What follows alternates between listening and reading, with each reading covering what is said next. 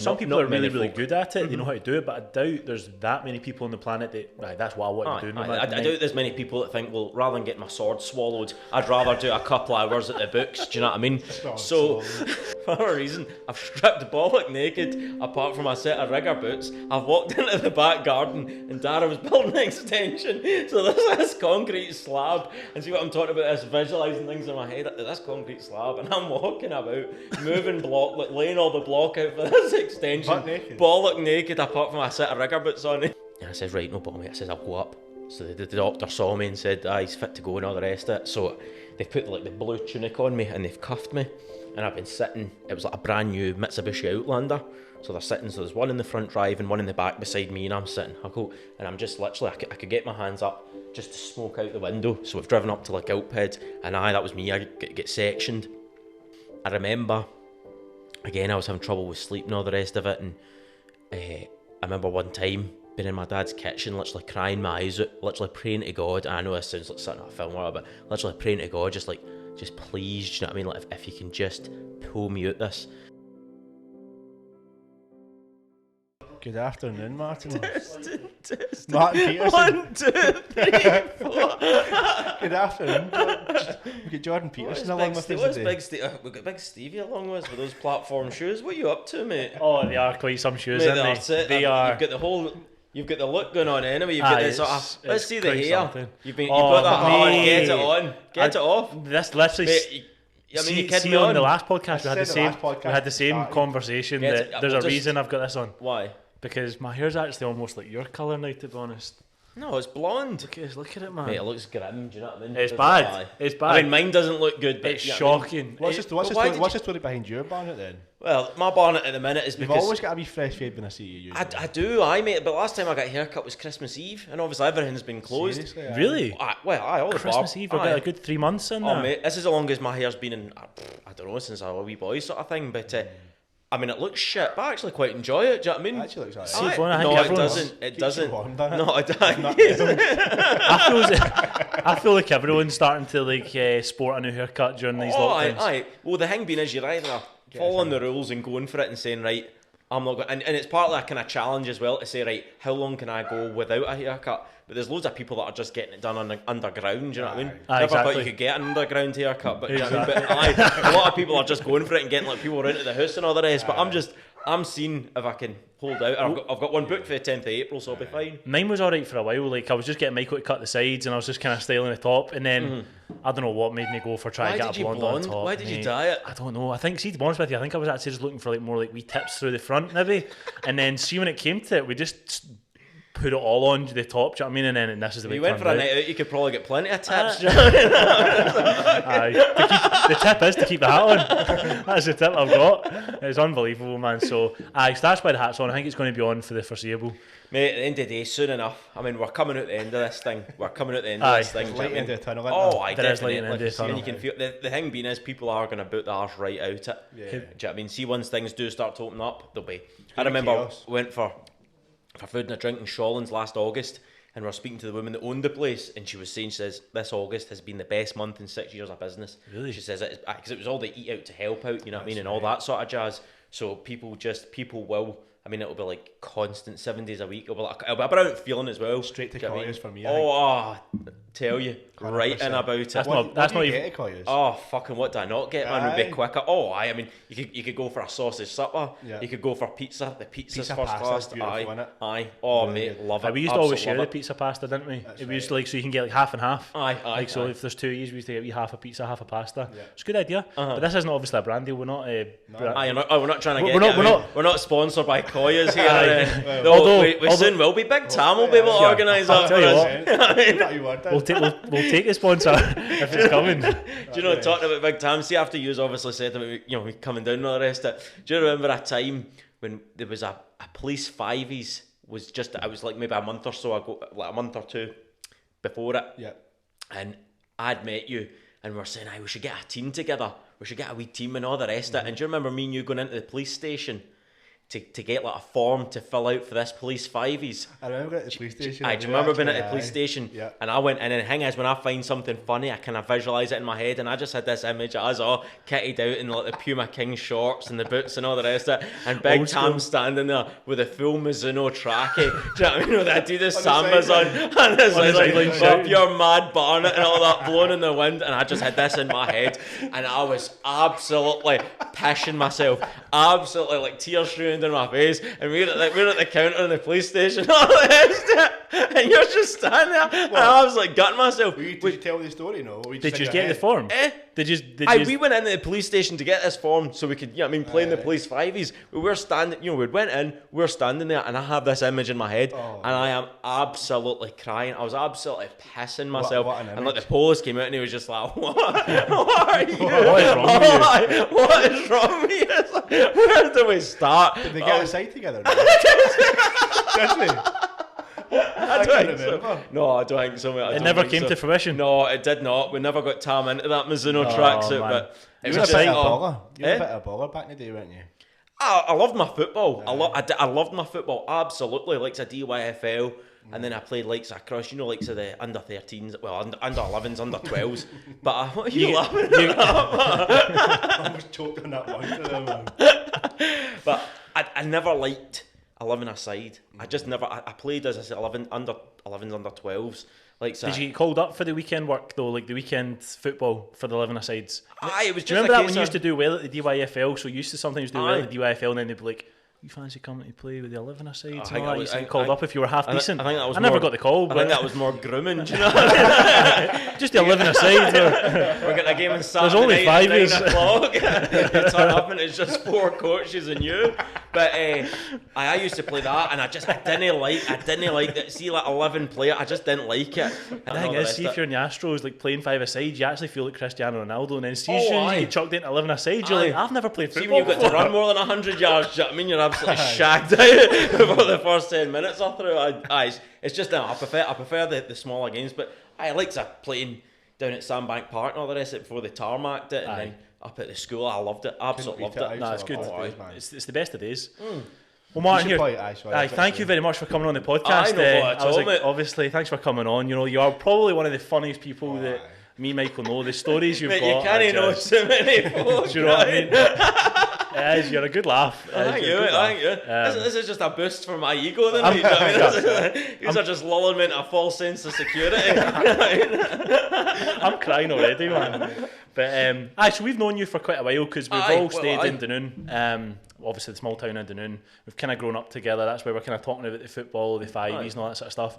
And we just kind of wanted to get you on just to hear about, we'll just have a random chat, do you know what I mean? But also, you've got quite a bit of a story as well about growing up. You've got many stories. Is it quite a bit of a story? Quite a bit of a story. All good, of course. That's one way of putting it. Obviously, yeah. So back to the beginning. You're grown up. So how many brothers and sisters do you have? I've got a big sister. My sister Sharon. She's 3 years older than me. And it's just the one sister you've got? Just the one sister. Aye. Brilliant. And then, so did you all stay in Dunoon, or did you move to Dunoon? No. Well, it was a case. I moved Sandbank to Sandbank when I was about 1.5. My parents stayed at a place called Adrishig, but my mum's my granny, was up. Just at the high road in Sandbank. Yeah. She was there. So I think I'm actually guessing here, but I'm sure it was just a case that they came down just to be close to my granny as far as take care of and all the rest of it. But I was in Sandbank from 1.5 to probably my early 20s, and then I was kind of backwards and forwards. That's all you can remember. I mean, very, very fond of this place. Absolutely love it. So when I came off the ferry and I was coming up here, went up past Ferryman's, and Ferryman's, Christ, it's been a part of my life at a number of different times. I remember me and Gordon McNabb and Martin Toy and Jinky Wilson and all that, we'd go camping there, and there'd be squads. There'd literally be like 10, 15, 20 of us all cutting about. And Team Squirrel. Oh, teams. Well, no, we weren't Team Squirrel. No, we were the Sandbank young team. Do you know what I mean?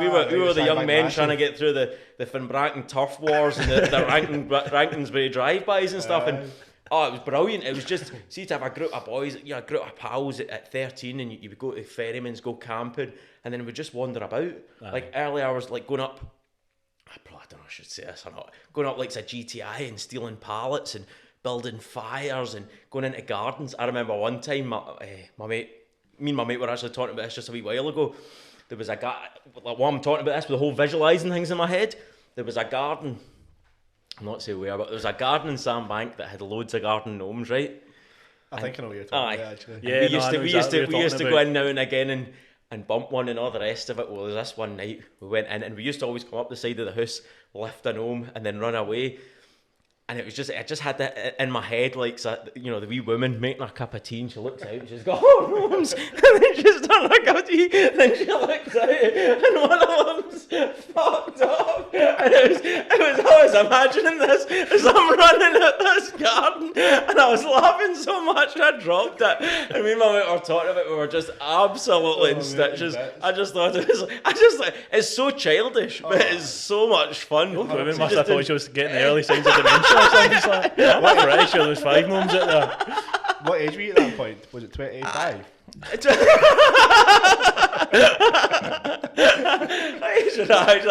tell you, this is the game you're wanting to play, Mike. I tell you, you know what I mean? I'm not playing that game with you, man. You definitely You'll lose. I would have been what? I would have 12, 13, 14. Do you know what I mean? That was the thing, you know, it was nothing about boozing or anything. It was just about getting together, having a laugh. Don't get me wrong, the police turned up once or twice. I remember there's this guy, I think his name's Robin. He's a boy stays down in Ellen. We were out there and all that, and I think there was a couple of birds there, and Robin had turned up with one of these birds, and he's obviously a bit older than that, and he's trying to be smart and all the rest, you know, trying to be the big man. Police turn up. Police are right, boys, just calm it down, simmer down and all the rest of it. So because Robin had been trying to get, you know, the big man, I thought, right, I'm gonna do something here. So I pulled aside and I said, excuse me, officer, I would just like to report something. Police is looking at me and all the rest of it, and that Robin was wearing a zippy, but with 2 stripes. I says, yeah, this young man's actually had a line stolen off his tracksuit jacket. Fucking police, I'm just laughing away, and that Robin had pure beamer. I was like, I can love it. He must have been raging. Get it. So And he was it there was with good the enough for him. missus. Oh, it was good enough for him to be Billy Big Boss, do you know what I mean? Let's get it Bring him right down in it. a- Oh, bring him let's down a get it notch. right in him. Let's get it lashed right in I him. feel as if those days are kind of gone now, don't you think? Like those kind of like innocent, like young people, innocent nights, just going and creating bonfires in the woods and all that sort of stuff, having rope swings. Was it not the ropes? Was that where the big rope swing was? There was a rope swing. See at Ferryman's now, when you drive up the main road, like into Ferryman's, there's like a drainage tunnel that comes right down, and that was just a big burn. And there was a big massive tree came right over it, and there was a rope swing there. That was a bit. Do you know what I mean? I remember coming clean off that rope swing once. Oh, it was I literally halfway, man, and I went straight into the burn. Aye, absolute death trap. Absolute death Honestly, trap. I don't think they don't make them like that anymore. I mean, that literally, you were pretty high up and it went over quite a bit of a canyon. Didn't it? Quite a bit. Well, listen, for even the people that don't know about it, we'll call it a canyon. But it was the thing being is, it's see now, kids don't really do that, and probably it's quite a good thing as well. Do you know what I mean? Kids don't hang about look what we did and all the rest of it, but to a degree it's a kind of sad thing because there was never any badness in it. It's not as if you were out to cause people harm or trouble. There was no maliciousness in it. There was no nastiness in it. It was just a bit of fun and a bit of crack, and it was brilliant. No gnomes were hurting. No gnomes were hurting. Everything else was hurting all the rest of it. Oh, brilliant! It's maybe just like where we stay though. Like Dunoon is a good place for that. It's pretty safe, isn't it? And like people did just used to allow like their kids to be out till a wee bit late at night, just with all their pals and all that, because like maybe how it is. Maybe it's not the same in the cities. It's a different thing in the cities and all the rest of it. It is. These sorts of areas, your Dunoons and Campbelltowns, all these sorts of places they're a lot safer. They're a lot more kind of chilled out. We're spoiled, man. We really are. In a way, mate. Is that the Iron Brew coming back up? That's the old Iron Brew kicking back. Hope Geraldine's got a wee case in there. Do you know what I mean? I'll need to wet my whistle soon enough. If Geraldine gives you Iron Brew, there'll probably be Morgan's in it.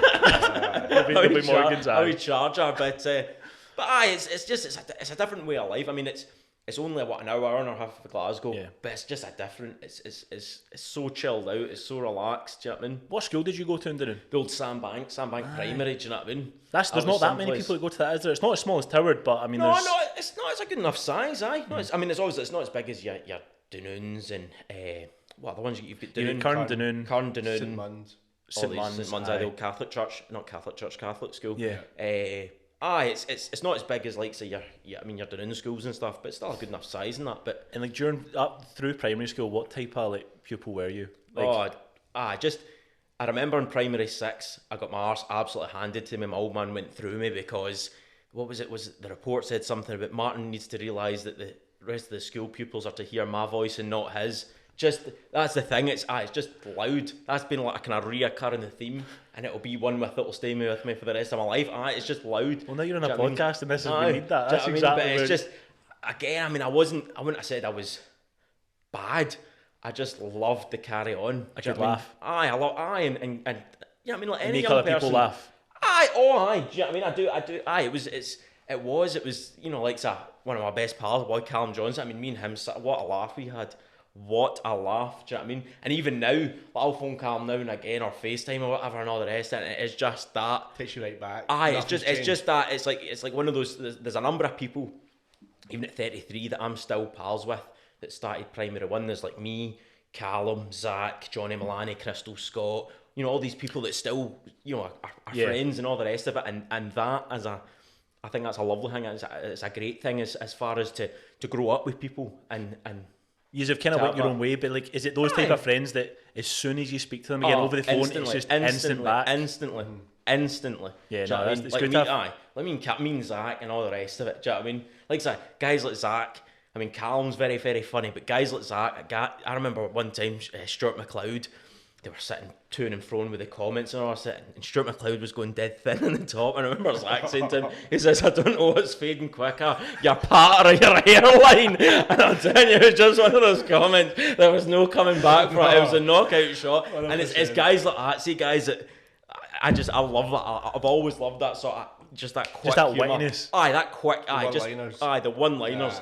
Do you know what I mean? Plenty of them, man. But that's because I've grown up with these people. Do you know what I mean? I remember Zach. Remember that swine flu was on the go. Aye. I remember Zach saying to me one day, he says, I'm surprised you've not got this old swine flu, the amount of pork that you eat. To myself, how am I up my reputation as like a man that eats a lot of pork? Do you know what I mean? What do you do in life to get that reputation? Do you know what I mean? Do you know what I mean? But I like that, and that's a lot of people maybe don't like that sort of been not made fun of, but wound up and carry on and all the rest of it. But I love that. I absolutely love that. I think a lot of Scottish people like that, aren't they? I mean, it's Scottish humour. It's Scottish and you don't take yourself too seriously. You can. See, if you take yourself seriously, and you've seen it whether you've been at school or in workplaces, jobs, whatever it is. People that take themselves too seriously. It's almost people smell it. They smell it like a shark smells blood. Do you know what I mean? They're like, you know what? I'm gonna toy with him. I was about to say, do you get that, and do you actually enjoy kind of like, okay, let's bring this guy out of the way he is? Do you know what I mean? It's not that I want to bring him out the way he is, but I do love make him pay for being serious, bamming people up. See just that whole just noising people up and all that. Or another thing I've done. So is like singing daft songs about people and all the rest of it. And again, it's not malicious. I mean, I would never have ever said that I've ever bullied anyone. I've never, because I don't have that way, that I don't want to upset someone or make them feel bad about themselves or anything. I just love bamming people up. Love the wind up. Do you know what I mean? I think it's good. I think it's good fun. 100%. You haven't got a bad bone in your body. It's not like no, that definitely whatsoever. not.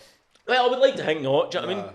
I'd like to think not, young Michael. Do you know what I mean? I would like to think that people realise it is just a bit of fun. Do you know what I mean? Definitely. So see all the friends you were talking about there, did you meet them in primary school or was that more in like grammar school? No, primary 1. That was a group. So as I say, your day ones? Your day ones. Do you know what I mean? Your day ones. And there is, you know, like so me and Callum and Zach and all that speak all the time, and Johnny Milani, do you know what I mean? And these sorts of boys. It's a group of people, and it's a nice thing.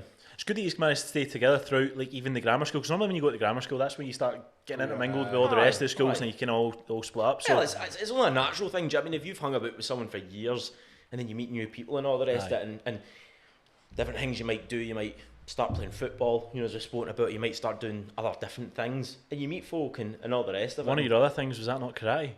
Aye, but I was not. No, well, you're not a black belt in karate. No, what's a fuck? Why did I think? Why did I think he was a black belt? Mate, you should tell me that. No, you might have told me you were a black belt. Yeah, I tell you, that's straight too. That's straight too. I've never told you that. Do you remember this? I remember, but like it's not very clear memory, man. But me and you in your kitchen. Aye. And I had one of those solid pads. Punching you were pads. letting fuck out it, man. I mean, that was just a bit of fun. Do you know what I mean? Like, guys all do that and all that. But no, I was never. I can't. What belt did I get to? I don't Purple? know, but Snake belt. probably something like that. Did you know your catas? I probably knew one or two. What was it? Was it Pinan Godan or something? That was a lot of years ago. I mean, I went when I was a kid, like maybe from 5 to 8 or 10 or something. Then I started when I was 16 till I was about 19 or so. And it was like Ross McKendrick. He was a black belt. He was a black belt. Yeah, I was he never was a good. black belt. Going to Alistair McAllister's, and it's good. Like I say, anything like that. Do you know what I mean? You had it in you, but to go a black belt, I'd say. If I'd spent the time and if I'd worked at it, but then I'm not. Were you putting all these other people off when you were at the place though? I just couldn't take it seriously. So they're all trying to be like proper into like. I mean, I could be disciplined enough that I could screw the nut and do it. Aye. But I just don't see that whole. I mean, I could never join the army or any of these things. Yeah. See when. Not that in karate they would shout in your face or that, but certainly talking about, like, say, for Alistair example, McAllister, you never. Oh, probably maybe he would. But McAllister's phenomenal. I mean, I think McAllister must be 60, 61 now. Absolutely fantastic. At, at what he does as far as his karate. It's amazing. He's absolute first class. Mm-hmm. But as far as karate, I mean, it was just something that, like a hobby at the time sort of thing. But I never spent enough time on it. Take it seriously. Well, I mean, it was good and stuff, but it's not like talking about, like, see, you were joining the army or these things.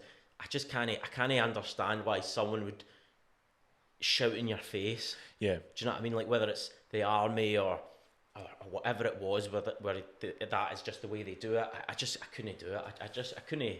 Aye. Maybe it works for some people. Do you know what I mean? It needs, like, do you know what I mean? But and the thing is, like, the army or the armed forces or the police or all these different jobs, it's the making of so many people. Aye. And so many people, and certainly I've learned in my life that, see, if you have that structure and that regimented way of doing things, do you know what I mean? It's good. It helps you a lot in life. Do you know what I mean? As far as being disciplined and knowing, right, well, this is what I'm doing, that's what I'm doing, I need to do this, I need to do that, and just having that structured routine is a massive thing. So you obviously had football, you had a wee bit of karate. Did you have anything else? Like, was there any other clubs or hobbies you went to?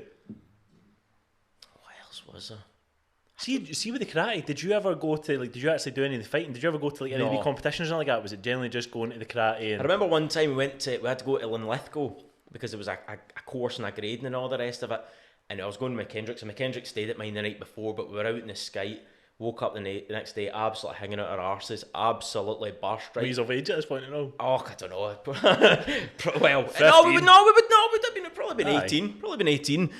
But at the time, it's a karate gi that you wear, right? And it's got to be ironed perfectly, right? And McKendrick said, don't worry, I'll do your gi for you that Saturday morning. I was like, no, because one time he had done it and he'd ironed it in such a way that it had a perfect line down it. I looked like a right helmet. So I was like, no, we're not doing that. So we jumped, there was this woman, Lorna, she was going to it as well.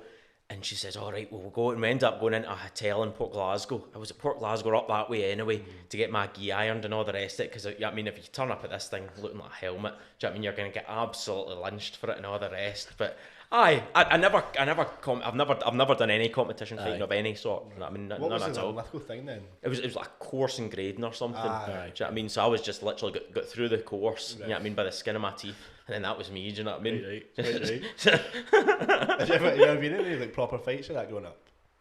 Oh, no, really, no. I've been headbutted once outside a pub.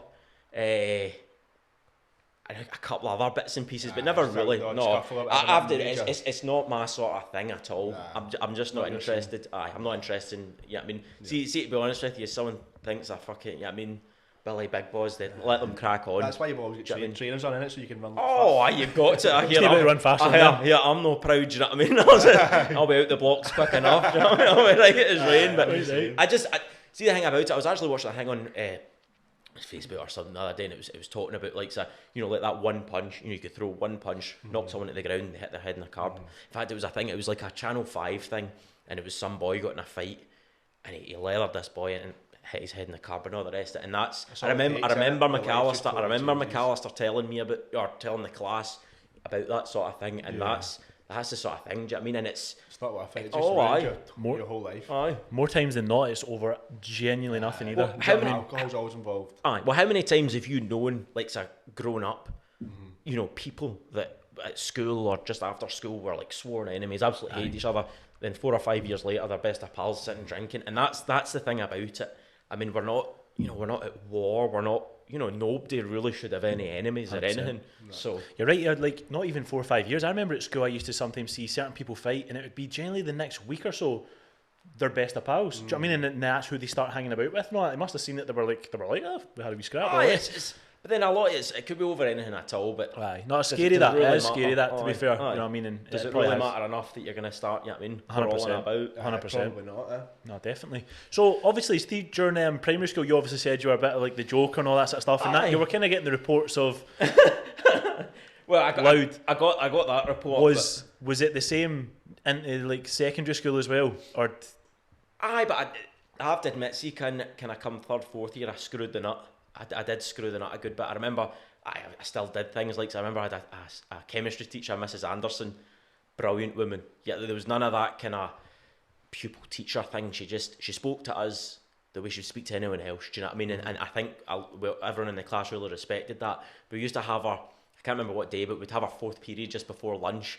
And there's one time I went and I got the clock. She was a smoker, so I got the clock and I put the clock 15 minutes fast. So obviously we got out 15 minutes early, absolutely superb. But she went out to the smoking shelter. She's out there, she's got the fag, she lights up and all the rest of it. And she says she was just standing there smoking away. Mr. Rhodes walks past and he says, what was her name? What was her first? I can't remember her first name, but Mrs. Anderson, you're not a wee bit early. And she's like, what are you talking about? Close that one. It was 1:15. She was fucking raging. does she know to this day that it was you? Yeah, of course she knew it was me. I'd have probably told her next day. But do you know what I mean? It's all just a bit of carry on, a bit of fun. But I remember we had Miss Duncan, the PE teacher. Thinking back to that, I feel sorry for Miss Duncan now. She wasn't suited. There was a lot of teachers that doing grammar, I would have said, weren't suited to being a teacher. Aye. And it was what her class was. I remember boys running up behind her with cans of deodorant and lighters. I remember there was in the games hall, they were getting the hockey sticks and smashing all the sockets and just mental, just running about. You were never like that. Were you so your joking was always like more of setting the clock a wee bit fast and all that. It was more like practical jokes or a bit of cheek. Like, so for example, my English teacher, Mr. Kelly, there was the whole class, right? And we were writing letters to primary sevens that were coming up for first year and all that. And you were called up to the front of the class. I would have been first year and it was to the primary sevens, and he calls me up and all the rest of it. And everyone goes up and they're all nervous and all that. And he calls me up and I go up and he gets the envelopes. You have to put your letter in an envelope and send it. So he's got the things. He says, "Oh, look, Martin." Pulls out an orange one. There's one that matches your hair. So I goes like that, took the pile of envelopes, looked through, and I says, found a grey one. I was like, "Hey, look there, sir. There's one that matches your hair." It was just nonsense. They must have known that they're always going to get something back as soon as they chuck something your way. That's the thing I've always said, right? Being cheeky as if I went up to someone who hadn't said a word to me and just said something to them, like made a comment or whatever. Yeah. Whereas see if someone says something to me, they can say anything they want, they can say it all day long, but if I reply, that's not me being cheeky, that's just me replying. Yeah. And I've always said it the same, like if someone's slagging me or whatever, that's fine, I'm more than happy. But if you want to slag, that's fine. But I'll give it my very best. I'm pretty sure you do. I'll get tore in as best I can. Do you know what I mean? So, but that's just the way of it. Do you have much of a drink? Do you bother much with the booze? Nah, see, to be honest with you, we don't. I've not drank in probably about 7 years. Nothing in about 7 years. Aye. 7 years. Aye. I just fucking. I don't know why. We must have had. A reason. You don't quit booze for 7 years without being an alcoholic to begin with. Aye, no. There's got to be a reason. What was the reason? Well, see, when I was younger, man, I was like always getting I went through a phase when I was younger, just being dafty, and I was getting arrested every weekend, but it wasn't for really bad stuff. It was just for being young and stupid and loud and all that. Do you know what I mean? And then I went through literally 3 weekends in a row where I get lifted every single weekend. And I must have only been 17, 16. And I was just like, this is just stupid. And then Sarah, to be honest with you, the missus, she did just kind of probably. I just thought that I'm just being stupid on the drink, to be honest with you. See, now I'm good. I'd be fun and that. Even to recently, when we were diving, we had a good diving night out, and I feel as if that might have been the last one, but that was some night out up in Glasgow. I can't believe that was your last drink, man. I feel as if that might have been my last drink, and then but it was a really really good night. But you know the thing was, I feel as if I just couldn't deal with the hangovers. I would be like ill for about 2 days after, and I just thought, you know something, I'll still go to parties and all that sort of stuff. I'll have a Monster, and I can I'll be able to speak just the same and all that sort of stuff. And I just thought, a lot of people use alcohol to come out their shell, but you don't need it. I think that's probably what I did used to do. I probably did used to use like alcohol to kind of come out my shell and all that. But now I don't drink just because I can't deal with it. I can't deal with just how rough I feel, and I just kind of get used to it. Do you know what I mean? So I don't even crave it in the slightest anymore. Fucking 7 years. Do you know what I mean? Aye. So that's been a while. What about yourself, big boy? You must enjoy a wee fucking. I'm not in 7 years. I think it's been about 7 months though. It's been a fair amount of time off it. And then maybe once a month or something. Go for a wee drink. If even, do you know what I mean? Like even before the 7 months, it was maybe 7 months before that. Do you know what I mean? You'll maybe do it if it's an occasion. Nah, I don't enjoy it too much, man. I hate the hangovers as well. I get the worst hangovers. Do you get the fear and all that? Aye, I've had the fear at times, but not so much anymore. But I've had fear for like a week, something, and it feels. But honestly, I've had it before where I've been out the weekend, then I've had fever right through the week, and then it's almost something about like a Friday comes when you're going home and you know you're not needing to, you get the weekend off. It's all mental. And what kind of night have you had out when you've got the fear like that? Not anything major or anything. It's just for me now. I'm half a dozen pints and that's me. And it's the type of thing that you get. Half a dozen pints, you're anyone. Mate, you want to see that? Yeah, I mean, I could have half a dozen pints, and I've had half a dozen pints. But I've worked with guys or seen guys that could just sit and scull pint after pint after pint, and they're up and they're down. Do you know what I mean? They don't change. No, completely. Just stay the sort of even keel. But you would know if I had a couple of pints, you would know. I'm the same as you. You're probably like that as well, aren't you? I would honestly drink. I'd drink the neck of like a Budweiser and probably be like, oh right, like that's me. Be a bit uneasy on the feet and that. After 7 years, you'll have no tolerance. Smell it and what? Just tilting over. But, falling asleep. But see if you don't want to be doing it or you get near great interest. I think it's just I've not got the notion to do it at all. So that's the thing. I don't see a benefit to myself now to do it. I'm not like I don't preach that I don't drink or anything like that. I'll still go out and I'd still like on New Year's would go to the pub and all that sort of stuff, and I just don't drink. Do you know what I mean? But it's probably just the hangovers that really stopped it for me. To be honest, Mate, I do. Even though I'm not a big drinker, I do love a pint. Absolutely love a pint. Do you know what I mean? Good to unwind and all that, isn't it? I must admit, I'm looking forward to a nice draft pint after this lockdown, man. See, just going into a pub. Pint, won't it? Just going into a pub, like even an old man's pub. Do you know what I mean? Just sitting, having a couple of pints, just chilling out. Definitely, man. I do like a wee old man's boozer. Can't beat it. So, see, going back, obviously we'll just go back a wee bit. Obviously, you were talking about, obviously in high school and all that sort of stuff. You were kind of the same the whole way growing up. You're always a bit of a joker. What made you screw the nut a wee bit though? You were saying like in maybe like third, fourth year, did you decide what you wanted to be doing? Or it was a case I looked at it and I thought, right, this is. I remember we had a year head, Mrs. Davidson. She used to stand up in front of like the assembly, and I mean, like at the time, I didn't think of it in this way, but see now I look at that and think it's probably one of those horrendous things a teacher can do. She used to stand up and hold a brown envelope and say, you will be getting one of this in a year's time, this will have a massive effect in your life, this will change your life and all the rest. And I think, see, to say that to young people, well, firstly, it's not true. Okay, it will help if you get good grades. Of course it's going to help. Passing any course or doing well at anything is obviously going to have a good effect in your life, but it's not the be-all and end-all, and I think that's a very bad message to say, well, if you don't get good standard grades at school or you don't get good grades at all, well, that's it. Life's over. Life's over, or life's going to be an uphill struggle from here sort of thing. And I don't know what, when my parents separated when I was 15, and I kind of looked at, I kind of knew things were going on and stuff like that, and I just looked at it and thought, right, I'm going to screw the dial here. Yeah. And as I say, third and fourth years, I used to study. I used to get my head right into it. I had a friend that stayed a couple of doors along from me, right? And when I was about 12, 13, I started cutting grass, and he was one of the guys I used to cut grass for. BMW man, I called him, because he had a big red BM. It was beautiful. And I remember going and sitting with him and his missus, and we're just having a bite to eat and chatting away and all the rest. And I said to him, I says, I want to be able to study. I says, I want to just be able to apply my head to it. And I remember he did this thing where a wee bit of kind of light hypnosis. And he was just talking about, like, so see when you think of something that's wonderful in your life, something that you really enjoy, you see it like all bright and vivid and all the colours, and it feels good, and it's a place you want to be.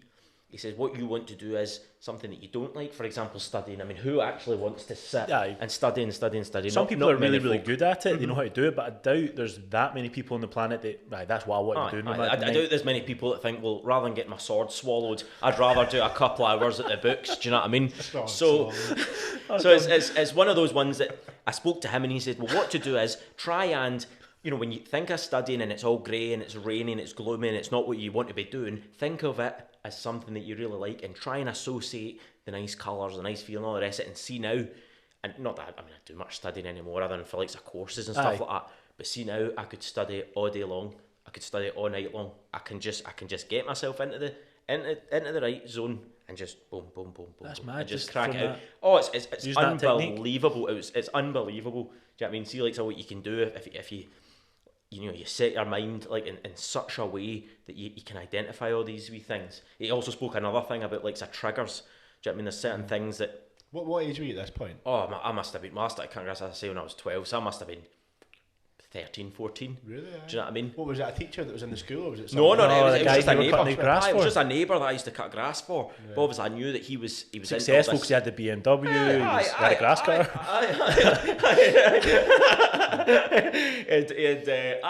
It wasn't even that. It wasn't even the fact that I looked at him as being successful. I just looked at him and it was just one of those guys that, you know, you spoke to and you thought, this guy's switched on.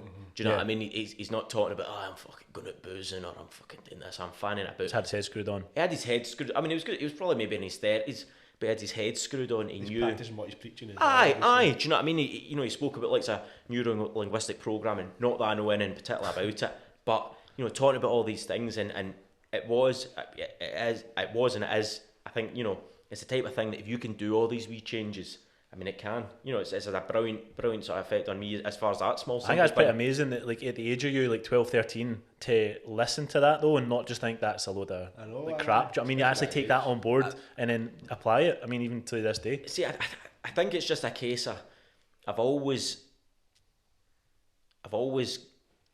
gotten on well. I know that maybe sounds a kind of strange way to put it, but with people older than myself. Do you know what I mean? And I find that even like so when I was 18, 19 and started drinking, I would quite happily sit in, as I say, in an old man's boozer and sit and talk to old guys. Because see, at the end of the day, a guy that's 60 or 70 has got 60 or 70 years to talk about. Wisdom. Do you know what I mean? Aye. And the thing being is, you can have a guy there that's made all the mistakes in the world, but you would have hoped and would have thought that he's learnt from at least some of them, maybe not all of them, sort of thing. And I do. Well, I'm here today, you know, talking about life and talking about these things. I find it fascinating. I do. That there's a guy I know up in Glasgow. It's through a friend of mine that does all that, you know, like rebooting your mind and all the rest of it. It's a thing, woke reboot it's called. There's a guy, Danny McLaren, and he talks about all these, you know, different things and all stuff to do with the mind. In fact, I went and saw him, and we actually meditated. That was only maybe a year or 2 years ago. You know, and again we sat and spoke about life for a wee while, and then we sat and did meditation and stuff like that. And it's all these things that I think as you go through life, you look at and think, well, how can I use that? How can I? And a lot of it. And the thing is, you need to buy into it. Yeah, no, 100%. You need to believe it. Mm-hmm. You need to want, I think, a change as well. You need to want a certain. There must be a certain reason for you to be in that situation that you want to make that change. You want it to work. You know? The thing being is, if you don't, you know, you can take a horse to water, but you can't make it drink. Do you know what I mean? And if you don't, like you're talking there about, well, I was, you know, a young age, like listening to what that advice that guy gave to me, but. If you can believe in it and give it a go, because see, at the end of the day, see if you give it a go and it doesn't work for you, well, at least you've tried it. Do you know what I mean? You've not lost anything. At least you've made the effort. Do you know what I mean? There's a lot of people that probably wouldn't even be willing to give it a go, you know. So obviously you then started cracking down. Did you know at that point, like, what you wanted to be? You know, a lot of people have no idea what they want to be when. No idea. When I finished school and I did 4 months a fifth year, and I was doing my hires. I was doing 4 hires: maths, English, chemistry, and physics. And I think I did a fifth. You had to obviously do 5 subjects. I did like practical craft skills or something just to give me my 5th subject. I tell you, practical craft skills. Do you know what I mean? It was, all the belters of the day sort of thing. But it was. I was doing my hires and I thought, right, you know, I would like to go to uni. But as I say, my parents separated when I was 15. So I looked at it and I thought, there's going to be no way I'm going to go to uni. Do you know what I mean? There's you know, you going to uni, I think it's a brilliant thing. I really, really do. I think I could have got myself a degree and all the rest of it, but going to uni when you come from money, you know, a lot of money and all the rest of it is a different thing to when you don't. And I think that it's the type of thing that, you know, if your parents can pay your way through uni and do all these things and there's loads of money there for that sort of thing, brilliant. But, you know, I saw it, you know, years after, you know, people going to uni and struggling, do you know what I mean, really struggling, because there's that whole trying to learn and trying to get your degree. There's the whole socialising thing, which is a massive thing.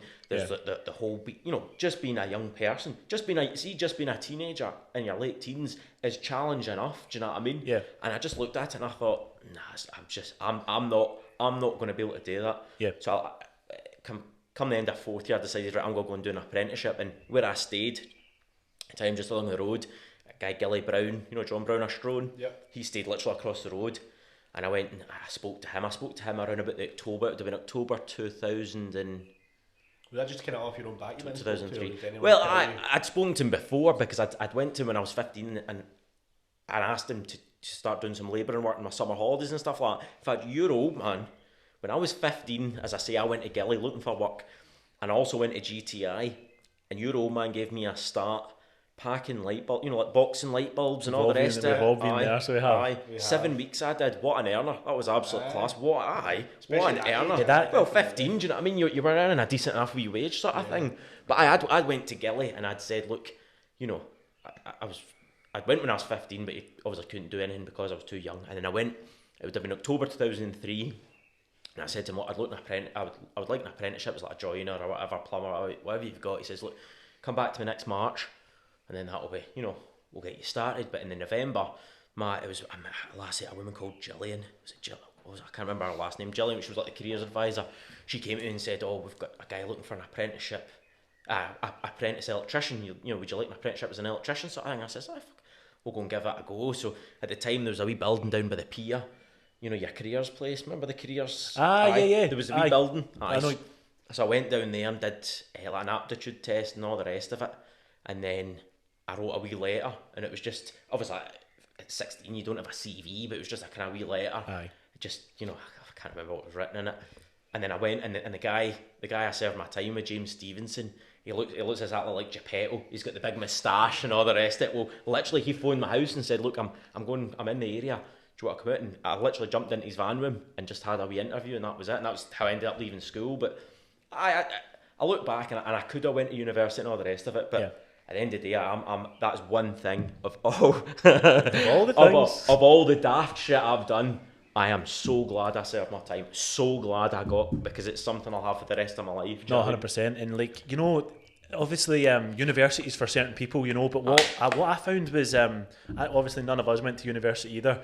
Again, just a bit like yourself, I don't think we felt as if university was for us. Like, probably weren't smart enough to get into it, but like, you know, we didn't feel as if it was for us. But what I did find, like, I started a business. We started a business in Dunoon, and obviously we'd be then like established that over like 4 years. But then see, over those 4 years where like a lot of our peers kind of went off to uni, they ended up coming back.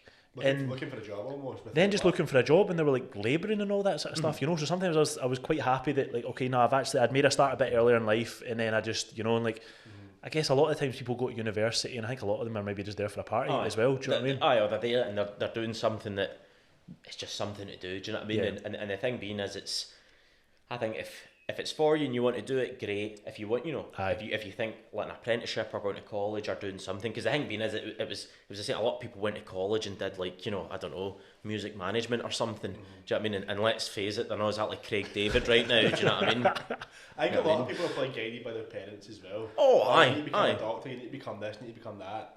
Well, a lot of people make up their own mind of what they want to become at that age. In 2003, there had been years of this whole people going to computers, doing computing jobs and all the rest of it. And I mean, I can't go computers at all. It's just not my bag at all. Yeah.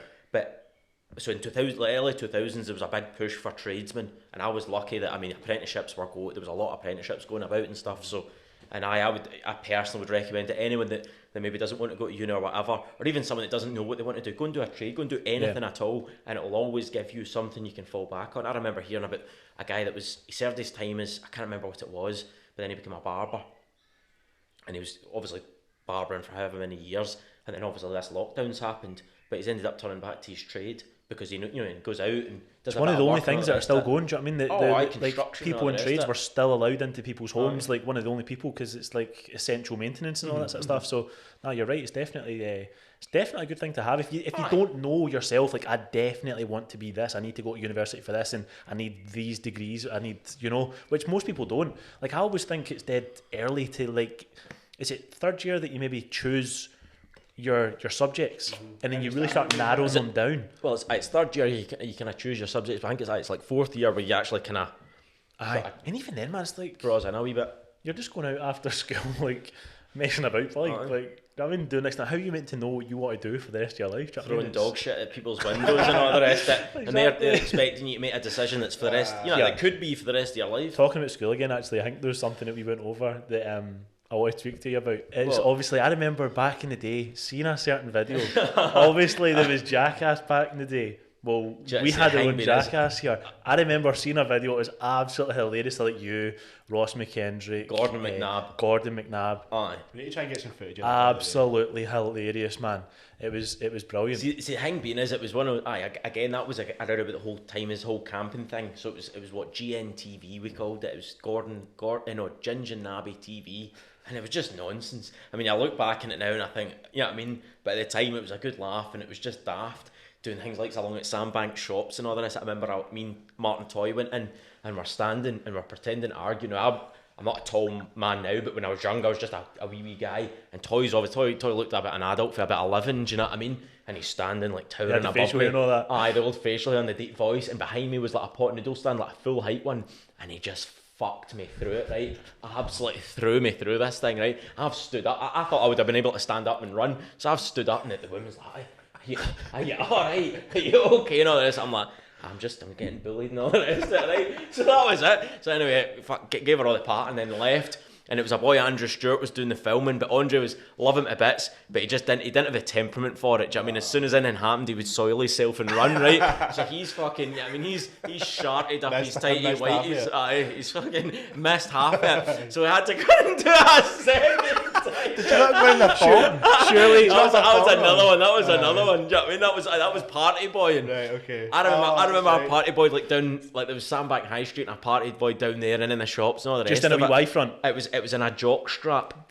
It was just a jock strap and all the rest of it. But the thing was that was when I was an apprentice and all that, there was guys that had been driving past in a van, so the first site I was on, the whole site knew. Do you know what I mean? All the rest of it and stuff. But I remember seeing one where your mum was in a kitchen. Was it your mum? And you come in with something between your legs. It was Gordon McNabb, and I don't want to say whether it was his mother or his sisters or whatever, right?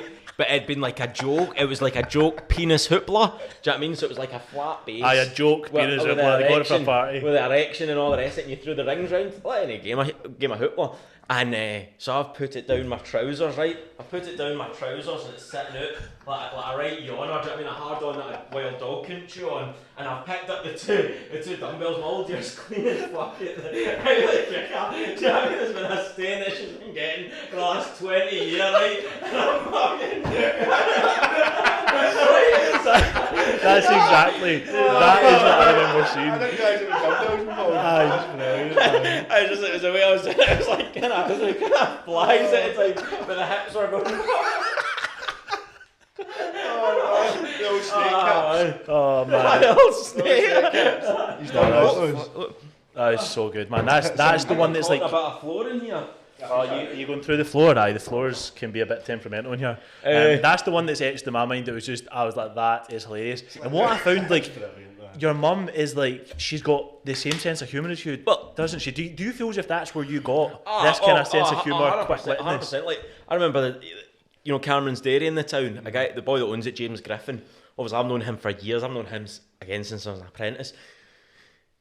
And I'd said to my mum, I says, if you're ever in a town, jump into Cameron's Dairy, get yourself a nice roll or whatever and all the rest of it. And she obviously, at one point, she went in and she'd got something. And it was the next time I was in, James just said to me, he says, you can see exactly how you are the way you are. Because my mum is the same. My dad's quite reserved and quite chilled out, whereas my mum is kind of, do you know what I mean? She is. And I have taken a lot of that kind of from her and all the rest of it. Just growing up with that. Aye. It comes from your mum. Aye, a lot of it does, aye. And one thing I do, I know it maybe sounds a bit wanky saying that something you admire about your parents, but something I admire about my mum is she doesn't care. She just see what people think of her or how she's, you know, like nowadays, so many people like social anxiety and worrying and, you know, like through social media and stuff, you've got that whole, the way I kind of see it is it's like a horse race. You know, when you see it at the start of a horse race, all the horses are sitting and everyone's in a line, you know, everyone's at the same stage. Yep. Well, on Facebook and Instagram and all the rest of it, it's all, you know, the new car, the new watch, what we did for Christmas, the holidays, there's this, there's that, and all the rest of it. And everyone's just like keeping up with Jones, everyone's wanting to keep their nose in front and all the rest of it, or maybe not in front, but even just on a par with everyone else. Whereas my mum doesn't give a shit. I remember my mum was a nurse and she worked up in Glasgow Royal Infirmary. And she had this jacket and it was like fucking, I don't know, it was like red inside and blue with all mad colours, do you know what I mean? It looked as if she'd just been at weekend at Glastonbury, do you know what I mean? Full of all sorts, do you know what I mean? Not of the licorice variety. She looked like that. Joseph in the technical I tell you, she was having a musical anyway with this fucking get-up. It was a cracker. And I remember they were in like where they hung all their jackets and there was two young nurses had seen this jacket and were rightly so taking the arse out of it, you know, like slagging it a bit, do you know what I mean? And I remember my mum telling me this. I remember kind of not almost like feeling bad for my mum, but I said to my mum, "So why don't you just get rid of it, get yourself a decent jacket?" And she says, "But that's not the point. The point is, I want to wear that jacket, and I'm not going to change what I'm doing or change what I'm wearing just because other people want to think." But that's the thing about it is like, so my parents are both. Well, I'm 33. My mum's 74 this year. My dad's 71. Because my parents are that bit older, it's their mindset and their thoughts on a lot of things are completely different. My dad's the same. My old man couldn't care less either. That's and I think that's as well, you know. Aye. Do you know what I mean? I feel as if generally are. I feel as if that's dying out. Yeah, like back in the day, I feel as if it's like you're saying with the whole social media, it's almost impossible nowadays for people not to give a shit. And if you can find people like that just do not care, that is like it's gold. It's a bad thing in a number of ways. I mean, I think it sends out a wrong message to people, you know, about, you know, being materialistic and all that, and thinking, oh, you need to have this, you need to have that. It also puts people, do you know what I mean? Because a lot of people out there that, you know, maybe don't have high paid jobs or whatever, and they're trying to keep up. Aye. So how you know what I mean, if you're not earning good money or big money or whatever, how do you keep up with these things? It's a plastic friend, or it's it's debt, or it's borrowing and all the rest of it. And people are end up in, you know, in shite situations, really shite situations. One that I hadn't thought about, obviously, because none of us have kids, so I hadn't really thought about it before as well. But see nowadays that like Facebook's here and everyone just puts everything up onto Facebook and Instagram.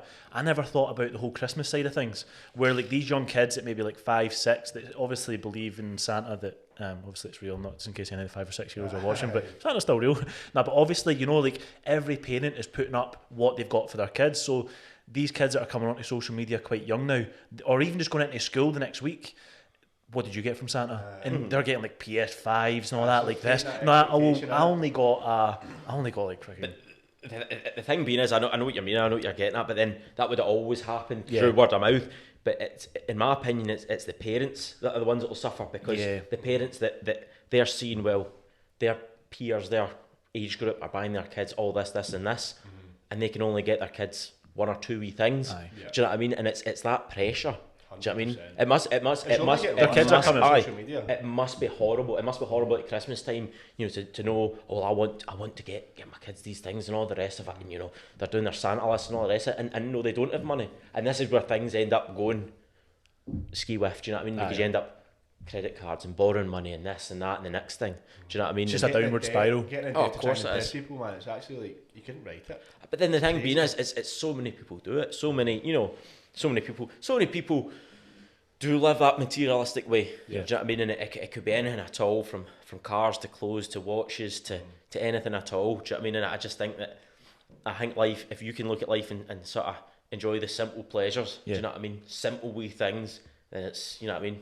You're in a good place, aren't you? Definitely. Oh, I completely, mate. Do you know what I mean? It's I don't know. I think it must be unbelievable to actually worry what people think of you. I mean, I imagine like getting up. A fuck, oh, absolutely, could not give that's amazing. Monkeys. That's amazing. In any way. Do you know what I mean? At the end of the day, there'll be lots of people. I remember one of my best pals saying, "You're like Marmite. People either love you or they'll hate you." And there's a lot of people. I mean, I've met people that I've only maybe known just for short periods, and they fucking hate me. Like, fucking hate me. Really? Oh, mate, unbelievable. Is it mostly the people, is that maybe just like a personality clash where maybe we were talking before where people just, they're dead serious. They're too serious and maybe they just can't deal with someone. People, I think there's people out there that maybe aren't 100% happy. And see when they see someone bouncing along, see like, a Monday morning and I'm jumping along, I'm like, loving life, absolutely loving life. And they're sitting there absolutely hating their existence. Yeah. And I found that as an apprentice.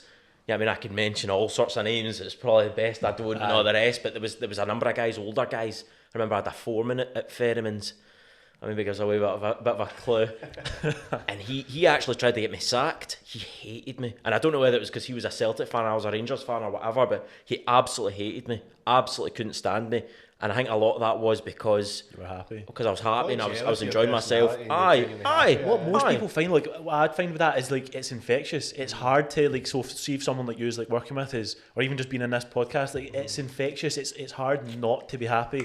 Like when someone is giving off that, but I guess some people probably can't stick their finger on why they're not liking that person. But you're probably right. It's a loudness and all. It's a volume thing as well. Do you know what I mean? Aye. Do you know what I mean? If I get a phone call later on, do you know what I mean? Like, see when I answer the phone, I absolutely shout and bawl. Especially after the 9 brew. we've got you hyped up. We'll just send you on your way. But there's people out there that don't like people that are happy and enjoying themselves and that, and whether it's jealousy because they're not enjoying themselves or whether they just don't. At the end of the day, mate, some people just don't like me probably because I'm about a fucking helmet. I don't know. Do you know what I mean? It's fucking up to them. So obviously, then you done your apprentice. How long is your apprentice for being an electrician? It's described as 4 years, but at the end of your third year, you can jump. You can jump straight and do your skills test, and that's you qualified. So I went across when I was doing my college. It was all at the James Watt College. The old James Watt Field of Dreams. I was there for a couple of years and all. I tell you. Doing the mechanics course, do you know what I mean? Wasting my time. Still don't know anything about cars, mate. Absolute first class. The thing being is, mate, it's like anything else. If you get out what you put in, do you know what I mean? And I the college was fine. I mean, some of the boys were pretty wild and all the rest. Did you find what I found? See, going to college, like I was just obviously straight out of school, 16, going to college, and staying in Dunoon, I feel as if you're quite sheltered. And then going to James Watt and then getting chucked into a class where like I know exactly what you're going to say. It's like men almost you're getting chucked in with. It's a lot. It's like feral animals. Some of them. Do you know what I mean? I remember a boy Husty. Do you know what I mean? He actually had stains in his thumbs from rolling joints all the time. He would be in class and the teacher would be talking away shite and all the rest of it. He'd just have the skins it, just rolling himself a wee spliff for fucking break time and all the rest of it. It's just a different world. It is just a different world. I remember being doing the mechanics course and I would be going into this every morning. It'd be on a Monday. You'd go in and there was these two Monday, guys. Tuesday, Wednesday. Was it? I think it was only 3 days actually. But you'd go in on the Monday and there was these guys. I think they were Keithy and Higgy used to call them, right? And then they were the guys. They were like they had the beards and all that sort of stuff. And I was like, how are you only like a couple of years older than me? Do you know what I mean? I'm like, I've got nothing. Do you know what I mean? They looked dead young. And coming from Dunoon, we'd be coming in the Monday morning and they'd be talking about what they'd done at the weekend. They're talking about fucking stealing cars and all that sort of stuff. And crashing cars and getting chased by the police and all that. I was like, this is just a whole other world. Mate, it's mental, the fact that it is literally, I mean, well, I take it when you went across, did you get the wee Alley Cat ferry? Used to get the wee Alley Cat. And then the McGill's bus would pick you up and all the rest of it. There was a wee McGill's, I remember. We used to get, so I wasn't the water side when I was the one like where you would Finnock Street, the main one. That's the one. And I think we used to get a train off and it just used to take you to almost there, to be honest. That was it. Well, we'd go across in the Alley Cat and then we'd get onto the wee McGill's bus and it'd take us straight up. I remember the McGill's bus specifically because I went with my boy Colin Black. Yeah. And Colin Black, I mean, obviously, morning time, do you know what I mean? I'm fucking flying. Absolute loving life, do you know what I mean? Looking as if I'm just listening to Faithless every minute of every day, do you know what I mean? Just going for it, right? And Colin is not in any way a morning person, and he's sitting opposite me when we're sitting, and he's fucking heads in his hands, and he's fucking absolutely hating life, and he's going on, I says, "Aye, mate, it's alright," I says, "We'll be on the bus soon enough." Fuck that, man. This is fucking driver's a pedo. I was like, what? He's like, you fucking seen him. He's fucking staring at all the wee Waynes. I was like, what are you talking about? This name Wayne's about. It's fucking 9 o'clock. They're all in school. He's like, he's a pedo. definitely a pedo, just staring at everyone, licking his lips and all the rest. I was like, Colin, mate, poor guy. I understand you're having a bad morning, as is every morning for you, but the fact that you're accusing some guy of having an unhealthy interest in kids, Somebody arrested, or at very least jumped or something. Somebody's going to do 10 years on a false allegation. He's having a bad morning. He's having a bad morning. He's having an absolute nightmare. In fact, Colin Black, I actually worked with him on another company, McLeod's. I remember we were on a renovation job and he'd been at tea in the park and he came in on the Monday, and I mean like Monday, Tuesday, Wednesday was a write-off. He was absolutely hanging out his arse. And he's cutting about this black tenant's hat. And I remember saying to him, I says, is that so it keeps your ears warm when you're up Donoghue at the dogging? And he was fucking raging with me. And I just kept laughing at him. He's like, you're a fucking prick. Aye, some boy Colin. But aye, the James Watt, I mean, 4 years. 4 years, well, 3 years. 3 years, sat my skills test, and that was me passing all, and moved on. So I think, who did you get the job with? Was it Brown's? no, it was a guy, James Stevenson, that subbed to Brownish Roans. It was mainly all Brownish Roan sites. He had some private work as well, but he was a big, when I look back in people in my life, he was a big influence. I mean, he's a very strong character, but an absolute gentleman of a man, absolutely first class. I mean, to be a young man, and at the time, as I say, my parents had just split up, and to have a guy like that to help kind of guide you a wee bit. I mean, I would sit at tea times and all that, and we were like best of pal. I mean, I was so close to him, very, very close, still very close. I mean, I don't see him very often now, but very, very close. What he's done for you. I 100% appreciate what he did for me, because he sat. I mean, not even just sitting and chatting with me. I mean, not even just giving me an apprenticeship. I mean, the guy's given me a trade for the rest of my life, but just the advice, taking the time. I remember one time, we used to do this thing where we'd go up Hunters Quay Holiday Village and there was a barrier. So what we'd do is we'd go through the barrier and go for a swim, fanny about as usual, fucking do whatever we did. And then we'd come back down, but you'd have to press a wee thing and then get the wee woman at reception. But the woman at reception thought we were knobs, which was very accurate, and she would always take forever. So we used to get up and just lift the barrier, drive on through. Well, one time I lifted this barrier in fucking Hunters Quay Holiday Village, I don't think the police were involved, but certainly Hunters Quay Holiday Village, did they get in touch with me, or did they find out where I stayed and sent somewhere? Anyway, they made a big deal about it and tried to charge me like 350 quid for it. So Big Stevenson, he says, oh no, we're not having this, Martin. He took me into a lawyer. It was the lawyer, see, in Hillfoot Street at the top. Took me into a lawyer there and sat down. We discussed the whole thing, and the lawyer was saying, look, they don't really have any grounds, all the rest of it. So I just went back to Hunters Quay Holiday Village and said, look, I'm not paying a penny. But that was an example of the man, because he would go out his way. Oh, completely. He could have just been like, well, you're a fucking daft boy, pay the bill, or I mean, he didn't. He was my employer. He didn't have to do anything to help me. He went beyond his means of being an employer and help you out as a mate. He went beyond what he had to do, and that was the thing about him. As I say, I mean, he was, I said it many times when I was younger, he was like a second father. He was. I mean, I was very, very, very close to him, and I see to have that again. That sort of, I mean, a man, he must have been in his early 50s, mid 50s, to have that, to advise you and to guide you and to help you, and he's such a strong character. Do you know what I mean? He's very, very strong-minded and all the rest of it. I've always admired that about him and stuff, but that was a brilliant thing, especially for a man at my age and all the rest.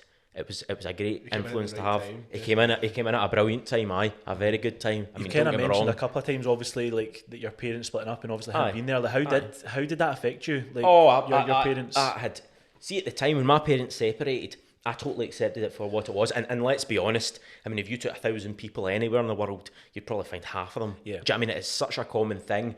But when my parents, as I said before, when they separated, I was 15, so I saw it all.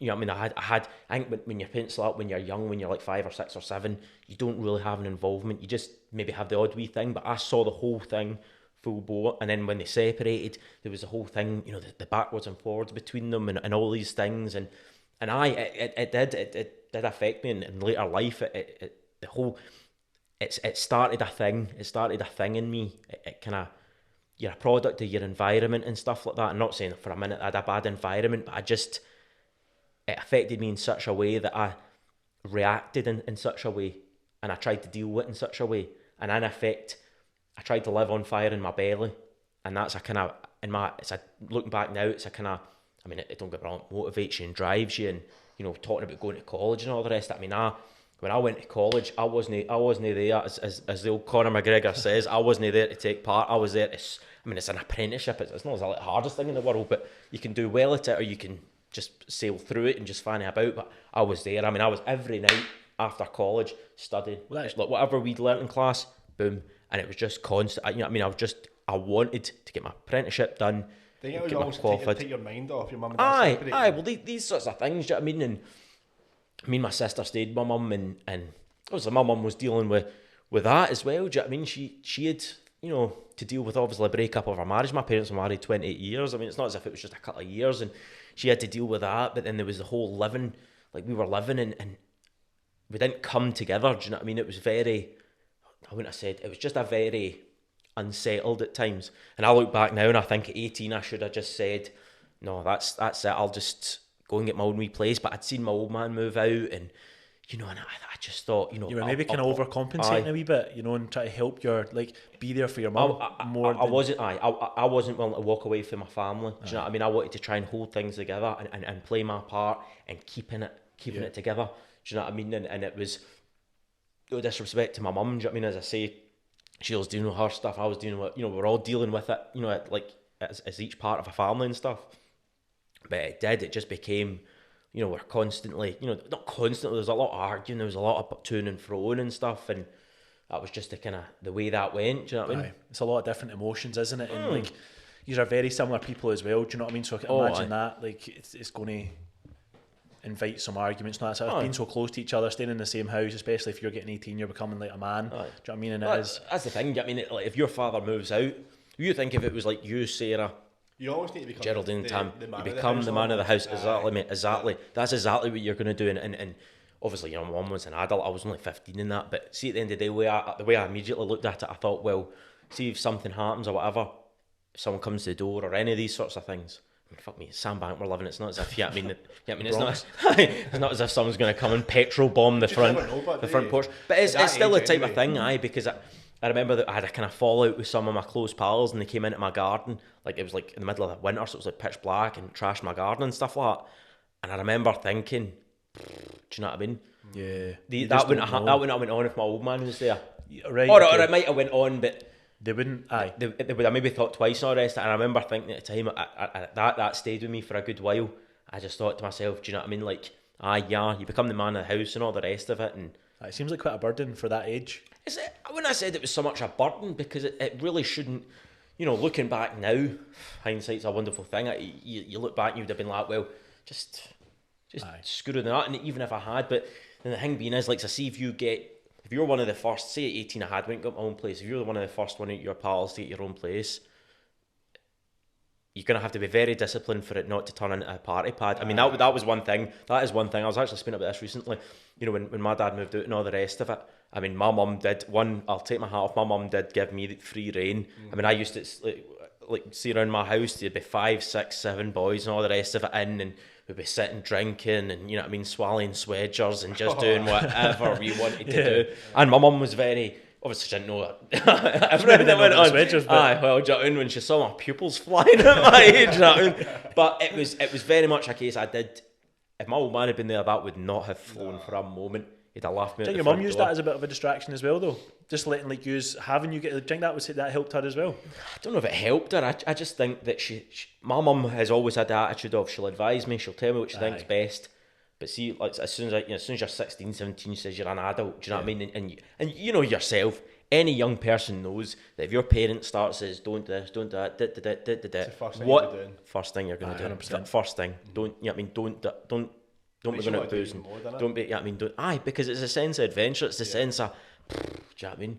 You know, jumping about. And I mean, I still look back and, you know, I loved it. I remember pals turning up. I'd be finishing work at 4:30 on a Friday, and my pals, I'd literally getting dropped off, and my pals would be at the front door with, you know, a bottle of vodka and a bottle of Coke and that'd be it. Friday, Saturday, a brilliant, absolute first class. And I think if you don't do that in life, I think that it's the type of thing you need to go out. I mean, I see a lot of people that I've been pals with and stuff have settled down very young, and no disrespect to them, none whatsoever. And if that's what they want to do, crack on. Do you know what I mean? It's very much a case of do what you want to do, But I just think, fuck, do you know what I mean? Like I'm... Because you can remember, you have those memories, and sometimes you even just catch yourself laughing to yourself for no reason, because you're just thinking, oh, could that actually happen, man? That was actually hilarious. And it was like, it's the best days of your life, really, those, aren't they? But it's also the type of thing, like, so, well, obviously, I've been in a relationship now nearly 2 years and all the rest of it. I've spent probably most of my life being single and all the rest of it. And the thing being is, what, Shagging. I wish, mate, I wish, do you know what I mean? Coming for the big man, do you know what I mean? You have to leave your fly down in the trousers on a Monday morning to let it cool off, big boy. But, Coming for you. It was... The watch it was hanging out. You're just trying to stroke my ego over this session. But, you've got to have done a bit of shagging, surely, if you've been single. No, not a great. No, honestly, he's all of a sudden. I've not been. All of a sudden, became speechless. It doesn't happen often, but I just think that, see, once you settle down, you're gonna have a wife and kids and all the rest of it. You've got to have a good bit of time to blow off a bit of steam. Do you know what I mean? Balance, don't you? Definitely. You've got, But at the end of the day, there's a lot of people that do settle down young and they're with a partner for the rest of their life. I'm not for a minute saying that anyone's right or they're wrong. I'm not saying that I'm right. I'm not saying that another person's wrong.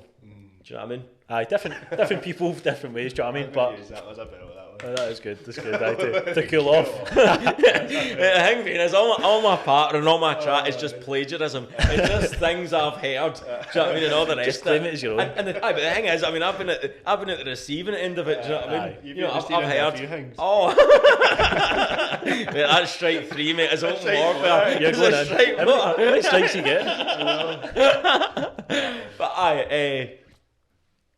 it's as I say, I'm not saying anyone's right, anyone's wrong, all the rest of it. But I just find for myself that I remember one time, like, coming back from work offshore, when I stayed in Glasgow, I had a flat that was right on the Clyde in the Gorbals, and then it was St Andrews Suspension Bridge. And I remember coming home on a Monday, Tuesday morning, got up, walked across the bridge into the city centre, went for a haircut, couple of pints. Just back from doing 3 weeks at work, having 3 weeks at home. I could do whatever I want, go wherever I wanted, and see that. I'll never forget that, because see that kind of freedom and all that. And don't get me wrong, I absolutely love being in a relationship and all the rest. It's first class. But see, having a bit of time, when you're young, just to be, it's a kind of selfish thing, because you can just do whatever you want to do. Do you know what I mean? So obviously, remember you were talking about, obviously, when you mum and dad obviously split up, and you started seeing as like going to college as like the old Conor McGregor. You're not here to take part. You're here to take over. So it sounds extremely lame. But see, to be honest though, like, I remember, did you not get Apprentice of the Year? In 2000, I started college in 2004. In 2005, I won the Apprentice of the Year for Scotland. So it was like a competition. You won it for your college class, then you won it for the region of Scotland. So obviously we were the west of Scotland, and then 3, you'll love this, 3 went forward. And it was an interview. Do you know what I mean? See, as soon as I heard that, I was just like, I mean, just grave your old dad's name on that. Do you know what I mean? It was just one of those ones. It was 3 guys, and I'm all suited and booted. Do you know what I mean? The Saturday night sliders, the old brothel creepers shined up, and I sat down, and it was just brilliant, because I thought to myself, if there's anything I can do, it's talk shite. Ended up, one of the guys did a bit of karate and stuff, so I'm talking to him about that, and it went well. And I remember that. Because when it got, it says, right, so third place, second place. And I remember I turned to my boss when I won it. I shook his hand, then I turned to my dad, and I shook his hand, and I just thought, brilliant. Do you know what I mean? Fucking brilliant. Feeling, it was class. I mean, don't get me wrong, I know it sounds lame. It does sound lame. Do you know what I mean? It's an achievement. It's a personal achievement. It's not. It's just a case at that time in my life, it was just one of those things I thought, fucking we achieved it. Something's went right here. Something's went right, and it felt good, because all the effort, as I say, with the studying and all the rest, I just thought, no, that's worked out. That's worked out well. Do you know what I mean? No, I do. I even remember that. It was in the paper, not in our local paper, not wasn't it? Man, I got it tight. It came out on the Friday, and I was on a site at Bogler Hall, and I was getting it absolutely wide. Do you know what I mean? I think we came onto the site, and the amount of guys that just went like that to me. It was fucking unbelievable. Do you know what I mean? It was absolutely unbelievable. That's the true Scottish pattern, isn't it? Somebody does something well, man, they just get absolutely pounded for it. Do you know what I mean? Absolutely pounded. Do you know what I mean? No, that's brilliant, man. So, at what point did you, see, when you qualified as an electrician, did you decide to start your own business straight away? No, I never did. A lot of people say this to me, because I drove about and I got my own van. But I never... Just wanted to truly immerse yourself in being an electrician. You got the van. I just liked it. The only thing being, I was being ginger and driving a white van, you look like a gypsy, do you know what I mean? I remember when I was an apprentice, I was going up, my boss had a workshop up the industrial estate, and it was Stevie Ballantyne does the signs. Yeah. I remember walking to him at the workshop, and he's outside his workshop, and he says, alright mate, how you getting on? I'll just go and get those ginger bottles for you, right? He comes out, and he gives me a couple of bags of ginger bottles. I'm like... It's a bit random. So then I goes to my workshop, and that day we were on a Browner Strone site, and he was on the site doing the signs on a digger. So I'm walking along and all the rest of it, and my boss knew him, so they're chatting away, and he's looking and he sees me and obviously recognises me and says, I'm really sorry, pal, I thought you were a gypsy. No way. He did, just purely because I had ginger hair. I was like, mate, unreal. But it's I've never worked for myself. I've never been self-employed. I've always worked books in with companies and all the rest. It's just not for me, mate. It's just not. I had the same thing as you. I almost thought he had his own business as well, but it probably was just because of the van. I just jumping about in a van, do you know what I mean? So obviously the next thing we were kind of wanting to talk about was, obviously you were an electrician and all that, but you do have a certain area in your life where you did have you suffer from a wee bit of mental health as well. We were just kind of wanting to maybe talk about maybe what started triggering that. So maybe what was going on in your life. We've kind of covered it a wee bit already, but kind of what was going on in your life for this maybe to start taking over or coming in. See, it was at first kind of started towards the end of my apprenticeship, and it was sleeping. I just was. There was times I was, coming home from my work, either going to my karate or whatever I was doing, and then just not sleeping. There was so much going on. Obviously so many people talk about that whole hamster wheel thing. My head was just going and going and going and going, and it started. And there was one time I went 3 days without sleeping and all the rest, and it was just chronic, and that was what really triggered it for me. And I think it was a case of, because the way I was feeling and things that had went on at home and all the rest of it, I looked. And I don't know, I just kept kind of pushing myself, and it just became, when you see somebody running and the step just gets that wee bit longer and wee bit longer and wee bit longer, and then they end up just falling flat in their face. Yeah. Well, it was just kind of like that for me. So it happened first at the kind of start of 2008, and then I finished my apprenticeship, and then it happened again. That was 2008. So it happened at the start of 2008, finished my apprenticeship, it happened again for a couple of months, and then I was fine, but then I kind of had a low point. I wasn't interested. I started a job working at Ashgrove, building a nursing home and that, but I wasn't myself. I didn't feel myself. I wasn't enjoying what I was doing and all the rest. But then slowly but surely I kind of came back out of it, and then came into 2009, and I was firing all cylinders. I mean, I was working as an electrician, for this company.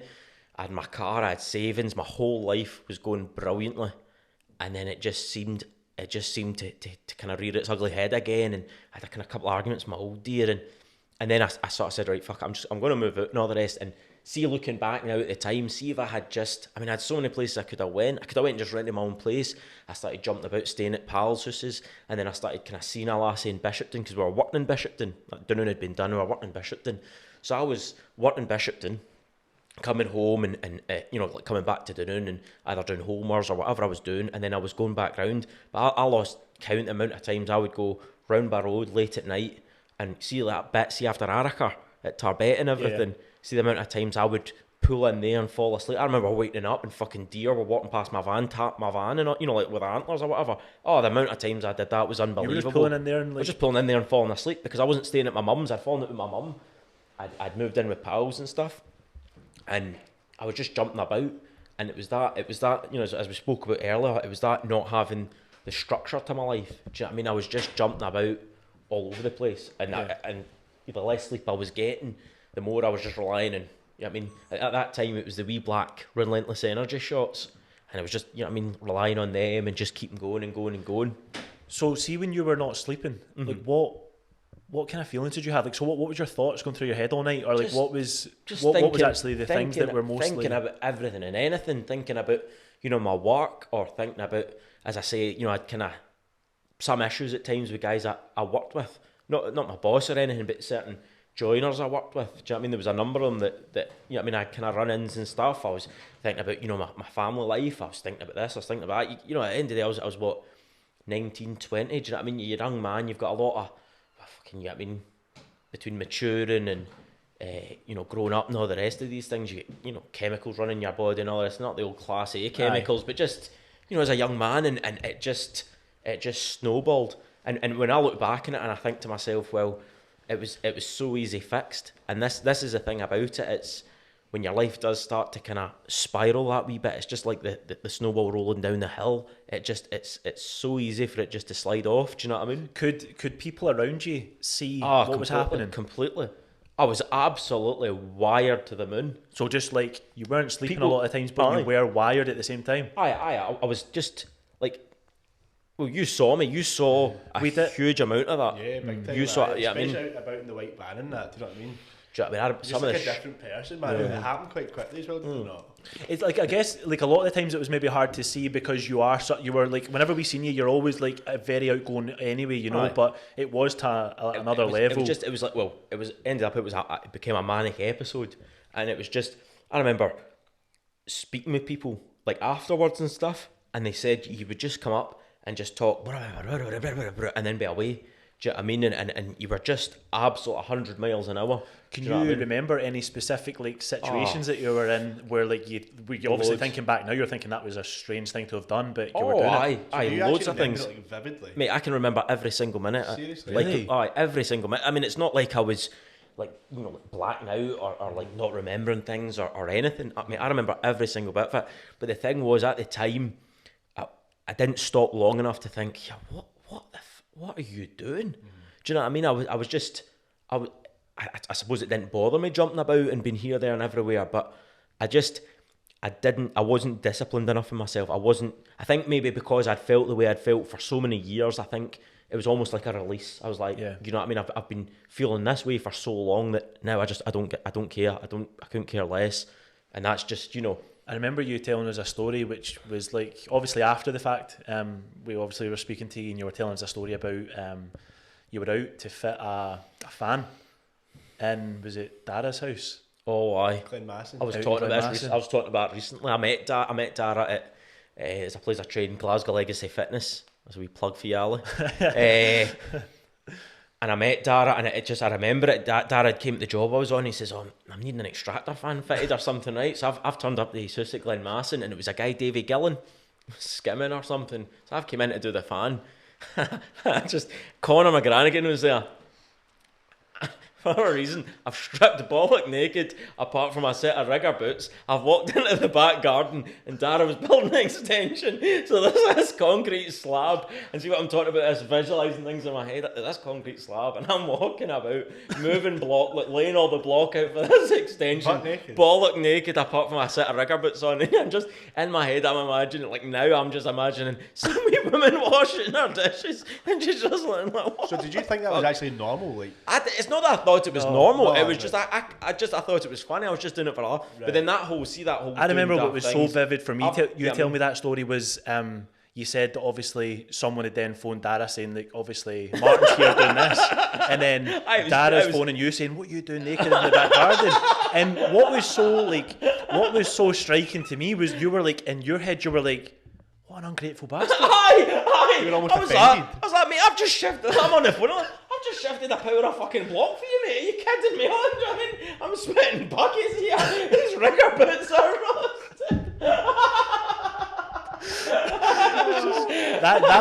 that was just what was so striking to me, man. You were like, obviously you were thinking in your mind at that point, it's like, what an ungrateful bastard. But then that whole thing, not so much nudity or whatever, but I remember one time we were down at it was a girl Paddy was going out with, and she'd been in a hen do, so we were in her house and we were boozing away and all the rest of it, and she had like these wee socks with bows, the wee pink hot pants with Spank Me in the back, and then the wee bow tie.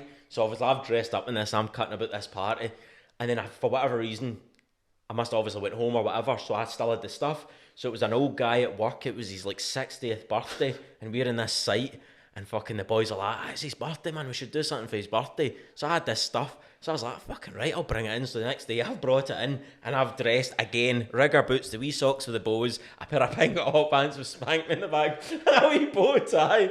And the boys put on the tunes. And this old guy, I mean, he's fucking 60-year-old or whatever, he's just sitting in a tea shack, I'm getting reading his paper. Next thing he knows, he's getting me giving him a fucking laugh.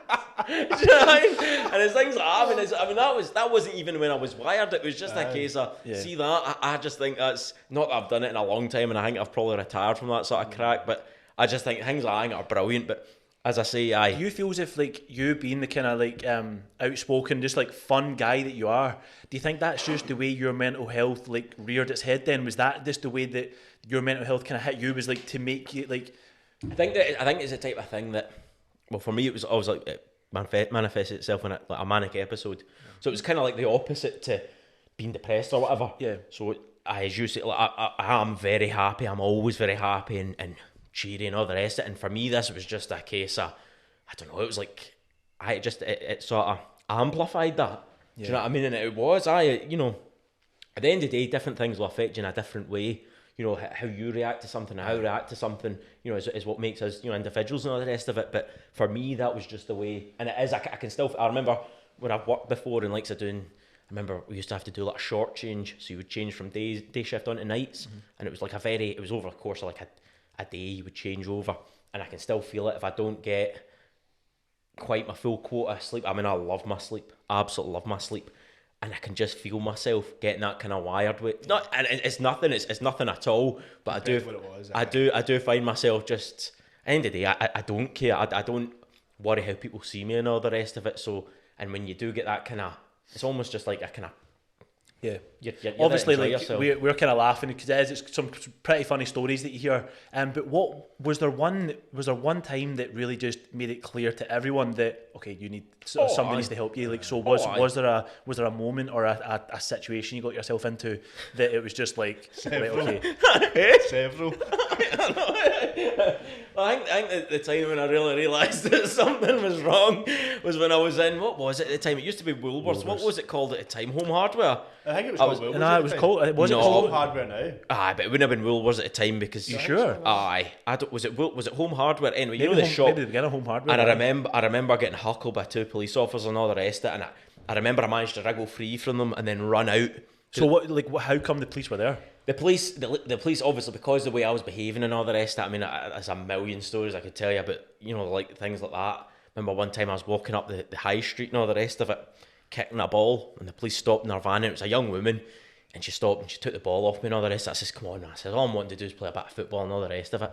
I says, you know, give me my ball back sort of thing, do you know what I mean? The sort of age-old thing kids say. Obviously, I was 19, 20 at the time, and I remember again flying about the town and all the rest of it in the van, and it must have been 3 o'clock in the morning. I'm driving past the police station, and it was just like, you know, ping, I need to go and get my ball. And as I say, so I've pulled into the police station 3 o'clock in the morning. It would have been a weekday, it would have been a school day, do you know what I mean? Not many people go to the police station at 3 o'clock on a school day, a school night, a school morning, whatever it was. So I've fucking rocked up, and again, not thinking anything of it, I walked in, and they're obviously, the lights are dimmed down, they're probably sitting watching a film, or they're just chilling out and all the rest of it. Anyone. And then I've just went like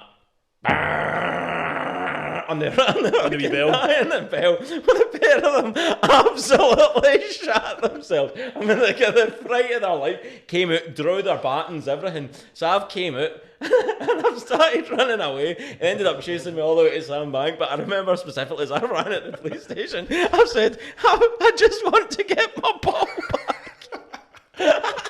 That's unbelievable, man. Unbelievable. It's just in my head, innocently. I mean. So do you think the police became aware? Oh, of course they did. Yeah. But the thing was, there was 2 young guys. I can't remember their names, and I wouldn't say it anyway. But there was 2 young guys. I remember I was walking. What were they? That's how they got involved. Cromlech Road. There was a house getting built, and it was a guy I knew, an old guy, old Tommy Somerville. He's dead now. He was doing the machine work, and I'd met him, and we're chatting away, and he says, "Oh, there's a house getting built in there," and just for shits and giggles, I drove onto the site to have a look, but I've got my van stuck. So the police have obviously found that I've got my van stuck and all the rest of it, and then that's how they kind of were keeping an eye on me. and there was 1 or 2 wee run-ins and different things. Again, as I say, I was sleeping in my van a lot. So I remember one time I was sleeping away and I just hear this chap at the window and I'm like that, and they put a breathalyzer in to breathalyze me, sort of thing. Do you know what I mean? Thinking I was drinking or I was, And just pulled over. Aye, up to no good sort of thing. So they were keeping an eye on me and all the rest of it. So this day, I've met Martin Toy and a boy Kenneth McIver, and we've went up to Kenneth and we're chilling out in there. And then I've come out of Kenneth. It's a Saturday afternoon. And you know what? You know Junkies Lane? You know the Junkies Lane beside Club Tees? Oh, yeah. Well, I'm sitting at the Bank of Scotland on the steps. You know, there's a wee steps beside it. And I'm sitting there and I see this van go by, and it was the 2 guys, and I see them clock me. And I've just thought, you know what? I can't be bothered with this. So I thought, right, I'll run. So I've ran down Junkies Alley, and all it is. It's obviously they're fucking, you know, it's chasing. So I've came down and... What, were they chasing you because you ran? Because I ran. Aye, because I ran. Do you know what I mean? Obviously, well, yeah, I mean, if somebody runs... Aye, and they were aware of it. And they were aware of me and all the point, rest of it. Aye. Do you know what I mean? And it was... So I've ran, and then I've came up, you know, like County Car and all that. I've came up through County Car, and I've come back and ended up back in the High Street. And I thought, right, I'm going to... I don't know why I was up in the High Street. I don't know why I went up that way. But I've came in, and as I've came up onto the High Street, the police have been coming along, and it was right outside Woolworths or Home Hardware, whatever it was at the time. And I've saw them and I've ran in. So I've ran in. They've got out the van, chased me, tried to huckle me. I've managed to wriggle free and run back out. And then I've ran back out, and I don't really 100% remember this, but I remember Ross McKendrick saying to me, because he was walking along the street at the time, I was just running in between cars up and down Argyle Street, just trying to get away from him. Then they've managed, another cop car's turned up, and they've managed to get me into Book Point, and I've ran into Book Point. By this point, I think I was topless, I don't know, and they've clipped my heels, you know, as they've been chasing me, they've clipped my heels, and I've just fucking face planted and all the rest of it. So they've got me, cuffed me, and they're taking me into the van. As I say, McKendrick was there, and McKendrick says, you remember, he says that they like put me into the back of the car, so they've got the hand in the head, they're putting down the head, and they say it was, be gentle.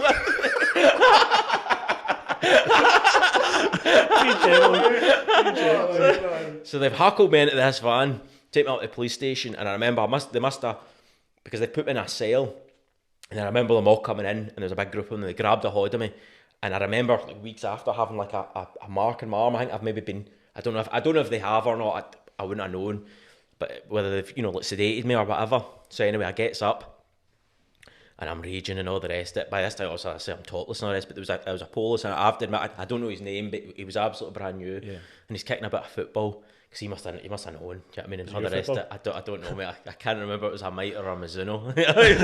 But he's talking to me and he says, look, mate, he says, I'll be honest with you. He says, you're either going to court on Monday, he says, or you go up to like Gilphead.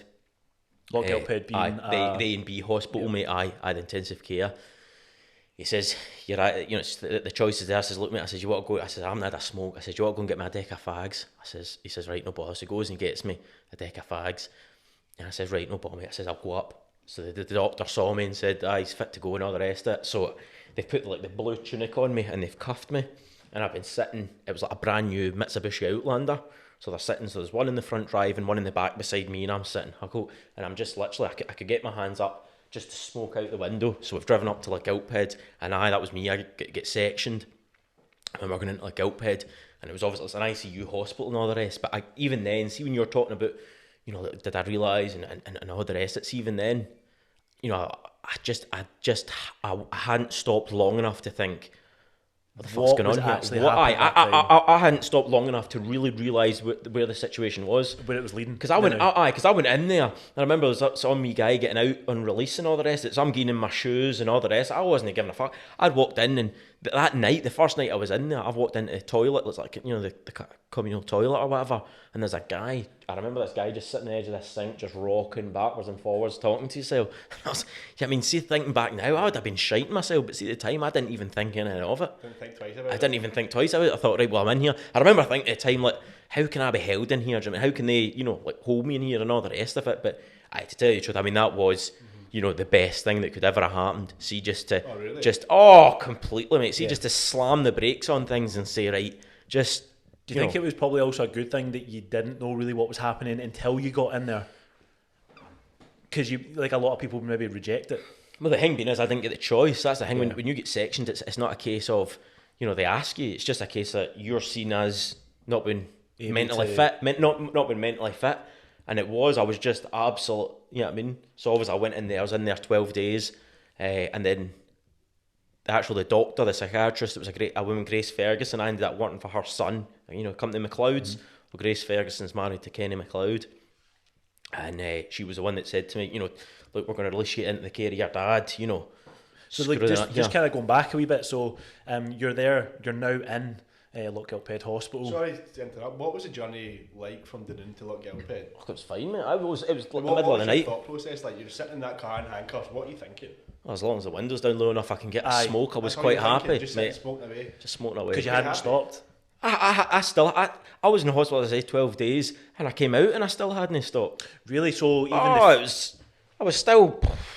So yeah, just like, if you can, just like paint a picture of what it's like what happens in a day in these places. It's like being in it's just like any other hospital really, other than a case of a locked door. So my old man, my sister, my mum would come and visit me. One of my best pals, his mum and dad came up and visited me, and you're literally, you eat, sleep. Do you know what I mean? Are you like confined to a room, or no? I mean, you can wander about sort of things. You've got obviously I was smoking at times. You've got a wee smoking room. You've got your own room. You've got, you know, kind of communal areas and stuff like that, and different things. And the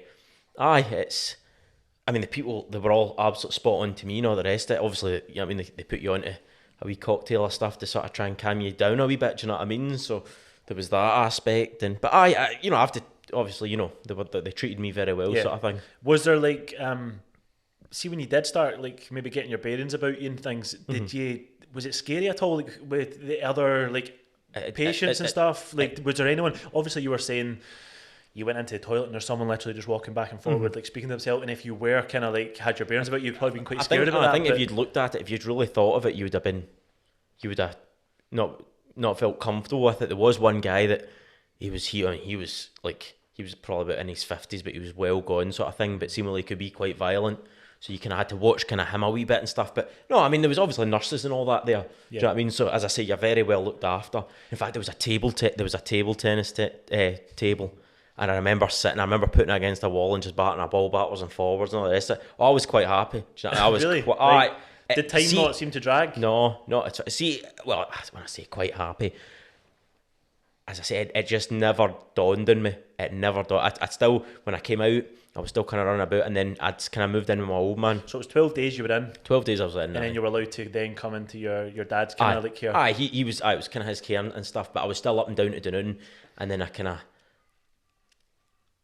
what was it? I ended up just kind of staying more at my dad, and then that was me. I stayed with my dad, and I remember, again, I was having trouble with sleep and all the rest of it, and I remember one time being in my dad's kitchen, literally crying my eyes out, literally praying to God. And I know this sounds like something out of a film, but literally praying to God, just please, do you know what I mean? Like, if you can just pull me out this, do you know what I mean? And I remember and then I vividly remember one day, just this, it's almost this feeling of total realisation, total tuning into the fact, what the fuck have you just done?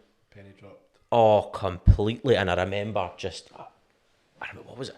I was sitting, and I don't know what lock it is or whatever, but it's in a drishig where my dad stayed. There was a bit, and I remember sitting just looking out a window and just thinking, just that total, you know, it was almost like just like sobering up. Do you know what I mean? Not that, you know, it just that complete realisation of what the fuck has just went on there. As if it's like the past couple of months or whatnot, it just been total manic, and then you just everything just then settled. It was almost kind of like, you know, like maybe if you watch a film and, you know, I remember everything about it. I remember, you know, everything that happened. But it's almost like you were living it, but it wasn't almost like your life, or you maybe didn't realise enough to actually tune into the fact that, fuck, this is my life. I'm fucking sleeping in my van, or I'm going around to Bishopton and staying there, or I'm, you know, I've wrapped my job and I'm doing this, and I'm getting chased by the police and doing all these different things. And it's just, when that day, I mean, that was horrendous, absolutely horrendous. And then from there, it was almost, I mean, I came out October 2009, and then I remember right up to about Christmas, and then from then, you know, from when I realised, say, that just for talking, say that's November, right up until April time, I couldn't work, I couldn't do anything. Do you know what I mean? I remember for the first month or two, my sleep slowly began to get better, but then I kind of hit depression. See, because I kind of woke up and realised I kind of had a wee bit, you seem to have been like gliding through it quite happly because you were quite unaware, I guess. And then as soon as you became aware, that kind of like a different battle? Aye, that was when it was just like, do you know what I mean? I'd went from, as I say, I had a job, it was a good job. I had my car, I had, savings. I was aiming to buy my first flat, and life was going so well. It was going great. To literally, I didn't even have a pair of shoes. I had to borrow a pair of shoes off my old man. As I say, I gave away my shoes. I think I was minus £1,000 in my account. I was, I had the van which was off the road. I had no job. I had just been sectioned. I had my driver's license taken off me. All these, literally everything I had had. It's a lot to be hit with. It's totally stripped. So as I say, I kind of hit depression for a while, and then kind of the April time, I got a start as a spark. This was the thing that I thought was unbelievable. As I say, I came out of hospital and I didn't work for, say, 6 months. And I'd been paying, obviously I was only an apprentice and then worked for this company and all this, but I'd still paid tax. But I worked that company 18 months and I was doing a lot of overtime or so I'd paid a fair amount in tax. And I think I got like 50 quid a week for a month or two. And they just says, well, you're not eligible for anything else. And they were like, but then they were wanting me to go on disability living allowance and all that. And that's when I looked at it and I thought, I'm not getting sucked in here. I'm not, don't get me wrong, I was depressed. I was on the absolute bare bones of my arse. I thought, I'm not getting pulled in, drawn in and becoming part of this. So as I say, once my sleep started to get better, my old man me and my dad chatted and said, look, you need to come off this. I was on Valium and olanzapine. Olanzapine's like an antipsychotic. Not that I was psychotic in any way, but they have to give you that to make, almost to safeguard. Valium, do you know what I mean? That would be the Valleys, mate. Honestly, I would take one in the morning, one in the evening, and see the one in the morning. That was me burst. You're taking Valley first thing in the morning. You're absolutely fucked. You're absolutely fucked. How did you find how did you manage to get your sleep better? What I think it was just a case of the drugs at first obviously helped to because that's the thing, right? And in my opinion, obviously there's many forms of depression, and I'm not even going to try and kid you on that I know anything really greatly about it, but you can have one form of depression is if you've got a chemical imbalance in your brain and you need drugs in order to help yourself. Do you know what I mean? Whereas for me, it was a lifestyle depression, and it was a whole lifestyle thing. So the drugs helped in the short term, and in my opinion, if you can, you should only use these things for the short term. You don't want to become dependent on it. So my dad just started to, because I wasn't running about, I wasn't working, I wasn't doing anything. I was literally just going to my bed, sleeping for 9-10 hours, getting up, eating, and not doing a great deal through the day, which wasn't good for me in the sense of, as I say, I was depressed, I wasn't meeting anyone, I wasn't talking to anyone, I wasn't doing anything. But it did in the short term, it helped my sleep. Yeah. So my sleep got better. So my sleep was really good. Solved one problem. And see, sometimes it is just a case of just go back to the very basics and just look at it and start with your sleep, right?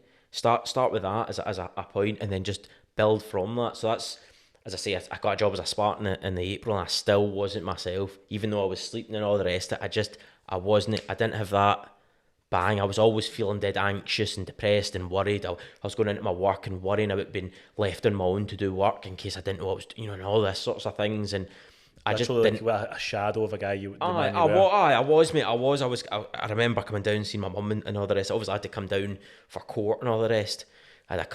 Obviously during that time I'd been obviously a bad bunny, and I hold my hands up. There were certain things that went on that I don't think was 100% my fault. I think there was one of the things I got done with was breach of the peace, because I'd done a homer for someone and they wouldn't pay me. And I was wired and all the rest of it, but I still done the work. I was still owed the money. And again, I had an argument with them. I got lifted. I got done for it, and that was fine. So I went through that and got that sort of thing. But it was a case that I just needed to start putting the bits back together. Yeah. But as I say, I got that job as a Spark, and it was only a short term thing. It was only 3 months to help them out. And then I spent a couple of months not working, and then I got a job working night shift in the co-op in the Gilphead stacking shelves, and that was probably the best thing I could have done. The absolute best thing I could have done. Why is that? Because I didn't need to think. I didn't need to, you know what I mean? Because from a young age, I remember I was 18, I was still an apprentice, and I had a young guy working with me as an apprentice as well, and it was me that was taking all the. I was going to jobs and stuff like that, like so. And as I say, I was the spark. You know, my boss was. It was his company and all the rest of it. He was obviously calling the shots, but a lot of times he wasn't there. I was on my own because I was more than able to do it. I was left on my own with an apprentice at 18. Do you know what I mean? And I was getting all the shite from the joiners, as I say. You know, when I was talking about, there was a mistake to be made. Do you know what I mean? It was coming back on you. Really, you did have a lot of pressure. If there was, I guess it's kind of stress free as well, isn't it? It's the type of thing that it was just a case of manual labour. It was stacking shelves. It was routine again. It was night shift, but it was routine. So I was sleeping. I slept brilliantly through the day. So I was sleeping, eating fine enough. I was walking home a lot and stuff. So I was doing not much exercise, but it was a wee touch of exercise. I was getting a couple of quid in my pocket again. Yeah. Do you know what I mean? Don't get me wrong. It was. I remember even in the interview, the woman said, you know, you're not going to make anywhere near the money you'll make as an electrician, but it's a wage, and that was fine because I was staying with my old man. Yeah. So I was beginning to get, you know, bit by bit, you were starting to build your life back again. Because I can imagine, like when you were at your lowest, and like you're saying, you're depressed because you didn't have a job, you're on the Valium and stuff. It probably can seem quite daunting to think, okay, I need to get to there, back to there, you know. And what you were saying before is just one step at a time, getting the sleep sorted. I remember thinking it because at the time when I was working the co-op, the main reason being was it was what 2010, so obviously the old economic crash and all the rest of it. So there wasn't a huge amount of jobs going and all the rest. So they thought like Gilphead is a wee place, so they thought I would have had to go to like one of the cities. Like, see now, if I'd known, I should have just went to Aberdeen because Aberdeen was booming with work. Yeah. It was absolutely out the door work. But see, the thought of that going and getting like a flat share or my own flat and getting a job and going on to a site and all the rest. See now, piece of piss doddle. But see, at the time, as you say, it's going from there to there. Yeah. Do you know what I mean? It's going from being on the absolute bare bones of your arse to what I mean, you know, you think of like getting a flat and all the rest. I mean, we could sit and do it. See, you had a new job in Glasgow right now, we could get you sorted out in an hour, 2 hours. Yeah. There's nothing to it. But when you're in that sort of state, it's just not, you just don't have the mental capacity, do you know what I mean? So, like, when did fitness come into your regime? Because was that, I remember you getting right into fitness and what a transformation. It was quite unbelievable. It was amazing. Did you use that to help yourself get out of... No, not at all. Actually, not at all. For me, it was my work. As I said, I started at Co-op, I did a year there, then I started McLeod's and I did 4 years with them, and it was really once I started McLeod's, got back to my trade, back to doing my work, back to being an electrician, back to again earning that bit better money, staying with my old man, you know, having that kind of responsibility again. You know, again, as a spark, you work a lot on your own. So I was taking care of like sites. There was a site up in Oban, I think there was 2 blocks of 12 flats and 20 terraced houses, and I was taking, you know, and that's a bit of responsibility. Do you know what I mean? And it's probably getting your confidence back again. Completely, I'm confident to do this. I'm confident to. Do you know what I mean? To do this and to tackle this, and I you know, I like to think I did a good job, and certainly, you know, from what the feedback I got, I did. So it was a case of building myself up. So that was 4 years. So that took me to 27 or so, and then I remember I finished with them in 2015, and I started working up in Oban Electrics. I kind of felt I'd done all I could with McLeod's. Do you know what I mean? And I thought, right, I'll go to Oban Electrics, a different type of work. You know, bigger jobs, bigger sites, bigger company. And it was that, I remember that summer, it was McLeod's did it in such a way they gave you kind of suggested holidays so everyone would stop for a summer break or whatever. And I remember thinking to myself, this, you know, it was fine. It was, my life was going well, but I needed to start doing more. I needed to start, you know, it's all very well getting a job and sleeping well and eating well and blah, blah, blah, blah, but you need to start building your life again a wee bit as well in other regards, you know. So that's when I started. I remember I went up to Sports Direct and got, you know, the shorts and the things and all the rest of it, and I just started smashing it out, absolutely smashing it out. Smashing it in the gym. Do you know what I mean? Was there, like, obviously you started getting back into work again, and then obviously by this point you're quite far on, like where you've been out of the hospital for quite a while.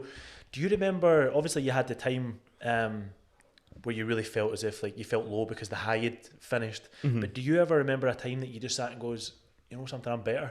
I feel like I think I'm past it now. Was it when you're working from McLeod's? Fully recovered? Fully recovered from your mental... Well, I would have said now, I mean, that was October 2019. This is what, say October 2021. Mm-hmm. So that's what, you know what I mean, it's 12 years sort of thing. I would have said, certainly since sort of the end of 2010. So the last 11 years, it's been you know, if I look at my life, I'm right now at my very happiest. I'm the happiest and the most, and there's one thing being happy, right? I've always been happy, but to be content is another thing. Do you know what I mean? It's a totally different thing. And as I say, as I'm talking about, you know, with it, you know, like I started my fitness and then I started, you know, changed my job again. I started working offshore and I got my first place. I rented a wee place in Dunoon, and then and it was all these things that develop, and it's all these things that come along, and you just, you know, it's so many things. And, you know, I think of people that have just left school and then maybe 19, 20, they've went and bought the first house, you know, and it's all just falling into place. And I'm not trying to say, you know, yeah, man, I hustle and I grind and, you know, for all this, but I have had to sort of grind out a wee bit, and that's maybe been my own fault. Do you know what I mean? The thing about it is I take full responsibility. I was the one steering the ship. Do you know what I mean? And it happened to you. I think I was steering that ship that's went. You seen that one that was up the Suez Canal? Do you know what I mean? It's like a 4,000 ton ship or something, and they've got it stuck in the canal. Remember the white pearl? I'll never forget that thing. The caravan. The caravan. And your back garden. The white pearl. Imagine that was that site in Bishopton. There was a caravan there because there was boys down for up north doing the coating, you know, rendering and roofing. And it was one day. They're like, you need to get rid of this caravan. We'll maybe sell it. I says, how much you wanting for it? He says, I'll give you 750 quid. And he was like, no bother. So I got big, you know, Andrew Henderson. I got big Andy to turn up in his pickup, and we towed the fucker round and put it in my back garden. Round. Oh, tears. What the fuck is going on here? Do you remember the day you found me and Scott Laidlaw in it? Do you remember that? Me and him had been out in a session one night, and we ended up walking back to my house, and we thought, fuck it, we just crashed in that caravan. And I think you might have been trying to sell it to somebody. I don't know who it was you were with, but you came in the door, and you're like, this is a caravan, I'll come in and show you it, and me and Scott were in the caravan. Do you remember that? I think it was vaguely during that episode though. Oh, it would have been. I mean, if that caravan was right in the heart of it, mate. Do you know what I mean, you don't buy a caravan for the sake of it. Do you know what I mean, and just plank it in your old dear's garden. Do you know what I mean? It's not that I don't even know. In fact, while I'm over in Sandbank, I'll maybe take a run past and see if it still sits there. That actually brings me on. How do you think that affected, like, your family, seeing you going through that? So how was your mum at those stages? Did she ever tell you the way she was? I mean, I kind of obviously we spoke about it, and I apologised to her and all the rest. But it would have been hard. No doubt it would have been very hard. It would have been very hard for all my family. Do you know what I mean? Of course it was. The one thing I'll say is, to a degree, I'm glad it happened when it did. If you can be glad of something like that, because I've heard of people like married men with a couple of kids and it happening to them. I remember like a guy actually from Dunoon, and I think that must be horrendous. You know what I mean? To see, to have wee children and to see, I mean, they don't understand, they don't know what's going on in the rest of it. Aye. So at least it was just, me, my mum, my sister, and that, and at least they were adults, so they could, you know what I mean. But it would have been horrendous for them to see all the rest of it. But at the end of the day, that's just the way it went, sort of thing. And I have to admit, it's certainly made me. It's made me very sure of myself. I know exactly the way I am. I know exactly kind of how to live my life now. Do you know what I mean? I know exactly the do's and the don'ts, and it sounds, people will listen to this and think, well, you know what I mean, like going to your bed at a reasonable hour, getting up at a reasonable hour, eating, doing a wee bit of exercise, doing this, doing that, doing the next thing, all these things. But it's so simple, but it can honestly just fall apart so easy. I think it's amazing, like, coming from like being sectioned, getting that out of control, where you end up on your arse pretty much with nothing, going back to nothing after having a bit of a career, being on medication as well, being on that medication, and then bringing yourself back to getting back into work. I mean, going even offshore, like, you're successful going offshore to be an electrician, getting your life back to normal, being happy. Do you know what I mean? Like, but that's the thing. I mean, like, so thank you very much. It's lovely to say. But the thing being is that the way I'll always measure the success of my life is how happy I am. Yeah. And to be honest with you, I mean, I think that I really don't think I can get happier. And see, to be in a position where you can say that, I mean, obviously I've still got a lot of living to do and all the rest of it, and there's a lot of different things will happen, and I mean, life obviously, has a way of throwing things at you. But I think that, now I've almost got, it's almost like a toolkit. I remember, as I say, this guy Danny McLaren that I've spoken about. I remember sitting with him and talking with him about this sort of. There's pretty much the same conversation as what I've had with you, and it's like the tools. It's like the tools to deal with things, and there's so many people that things happen to, or their life goes a certain way, and some people unfortunately never pull it back. And I've got to pay massive credit to my family, because I don't think if it wasn't for my family and very close friends, then it would have been a lot. There's certain people that just will never. See, because of their surroundings or the people around them and all these sorts of things, do you know what I mean? But we'll unfortunately never really ever kind of get out of these things, do you know what I mean?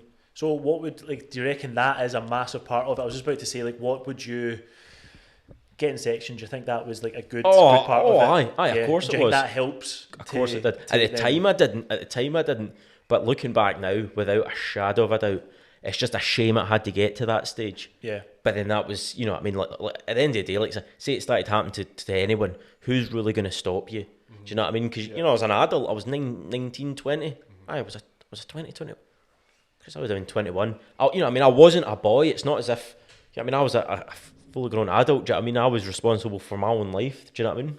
Aye. No, did you find, you found out, you had obviously a really, really strong unit, you had a good family, strong friends. Did you really find out who your true friends were in those situations? Aye, mate, completely. When you're back to... See when you are, you know, in that sort of situation, there's the fair weather friends, the friends that, you know, you used to, when things were going well, you saw the time, and then when things went Pete Tong, you didn't see it at all. Do you know what I mean? And that's one thing that certainly, if I ever saw it happen to any of my friends, I know exactly what I would do. I know exactly how I would... Do you know what I mean? Yeah. You know.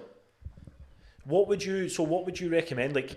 What? I knew you were going to ask me something like that. What would I recommend? No. See, for anyone that's listening that maybe isn't going through exactly what you went through, but has found herself maybe going through the system and now at their kind of rock bottom. What would you recommend as, even just on your experience? What would you recommend that they do, or what would you recommend that worked for yourself?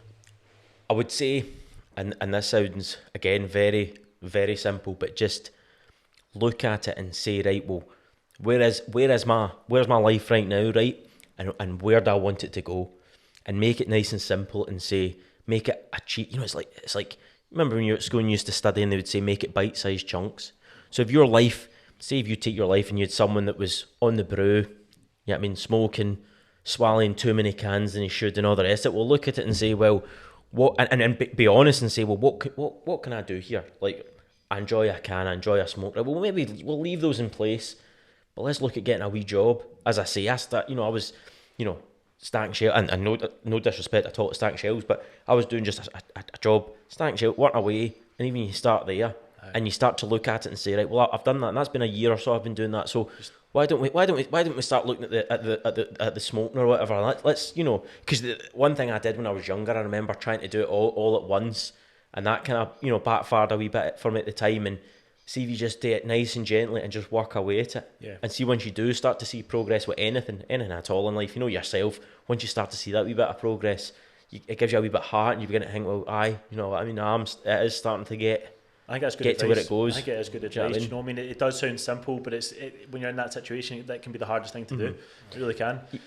But what's your plans now then? So, obviously you've got to this... my plan, obviously, unfortunately I was made redundant for working offshore and that, but I've got myself a job working as an electrician again, working for a company that does a lot of work with Scottish Water. So, to be honest with you, I don't see myself going back offshore. I don't see...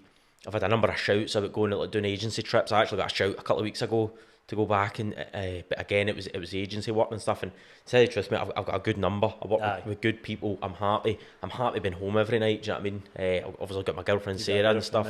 So been out nearly 2 years, and do you know what I mean? I see my future being with her. Certainly, I've got my flat in the Gorbals, so I'm getting that done up at the minute to rent it out. We'll move in together to her house and stuff. So that's where my kind of life's going. And as I say, I'm the happiest I've ever been, and I'm very content now. And that's it's a brilliant thing to have. Do you know what I mean? And as I say, I've been single far longer than I've been in relationships. But I think when you do, it's well, yourself. Do you know what I mean? You've been a long-term relationship, and I think there comes a time when it feels right. It feels right, and it's what you want to do, and when you meet the right one and all the rest of it and stuff, and that's when your life just starts to, again, as I say, your life just starts to kind of take that certain path and all the rest, and mate, anything can happen in any way. Do you know what I mean? Whether it's relationships breaking up or Christ, you could have a child and it's stillborn, any of these things. But again, I think that if you just apply the same formula, and I know that sounds so naive to say, because what I've went through is nothing compared to like someone that's had a stillborn child or like a death in the family or something like that. But I think if if you can apply the same formula and look at things and just say, right, well, how can I move forward? How can I pull myself out of hell? Do you know what I mean? Baby steps. Baby steps, definitely. Do you know what I mean? No, I think you've smashed it. I think you've absolutely smashed it. Pleasure to have you on. Thank you very much. I've enjoyed it. It's been amazing, mate. Honestly, I've thoroughly enjoyed it and all the rest, and I hope that if there's so many people could tell the exact same story as I have, but see if even anyone that listens or thinks, and if it helps you in any sort of way, do you know what I mean? Yeah, no, I think so. That's definitely why we wanted to, like, you've got an amazing story. I think like it's your story, it's unique to yourself, but it definitely there'll be a lot of people that can hear similarities in that to themselves. Do you know what I mean? There's nothing that's I think it's just let people know that they're not the only people, you know. So honestly, thanks so much for thank you for telling us having the us on, stories. and it's been a good laugh. Do you know what I mean? It's been class. It's been absolutely class. But thank you very much for coming on. But I think that's us probably just about wrapped up. But cracking second guest, I reckon. Definitely. We'll definitely have him on again. 100%. Give me another 10 years. You know what I mean? We only skimmed the surface with you, really. Let's be honest. We really did. Now we're going into the house to get a big Thomas in the now, aye? It will be. We'll head upstairs and you can have a good crack up there and all. So we can. But spot on, boys. Thank you so much for coming on. It's been an absolute pleasure. All good.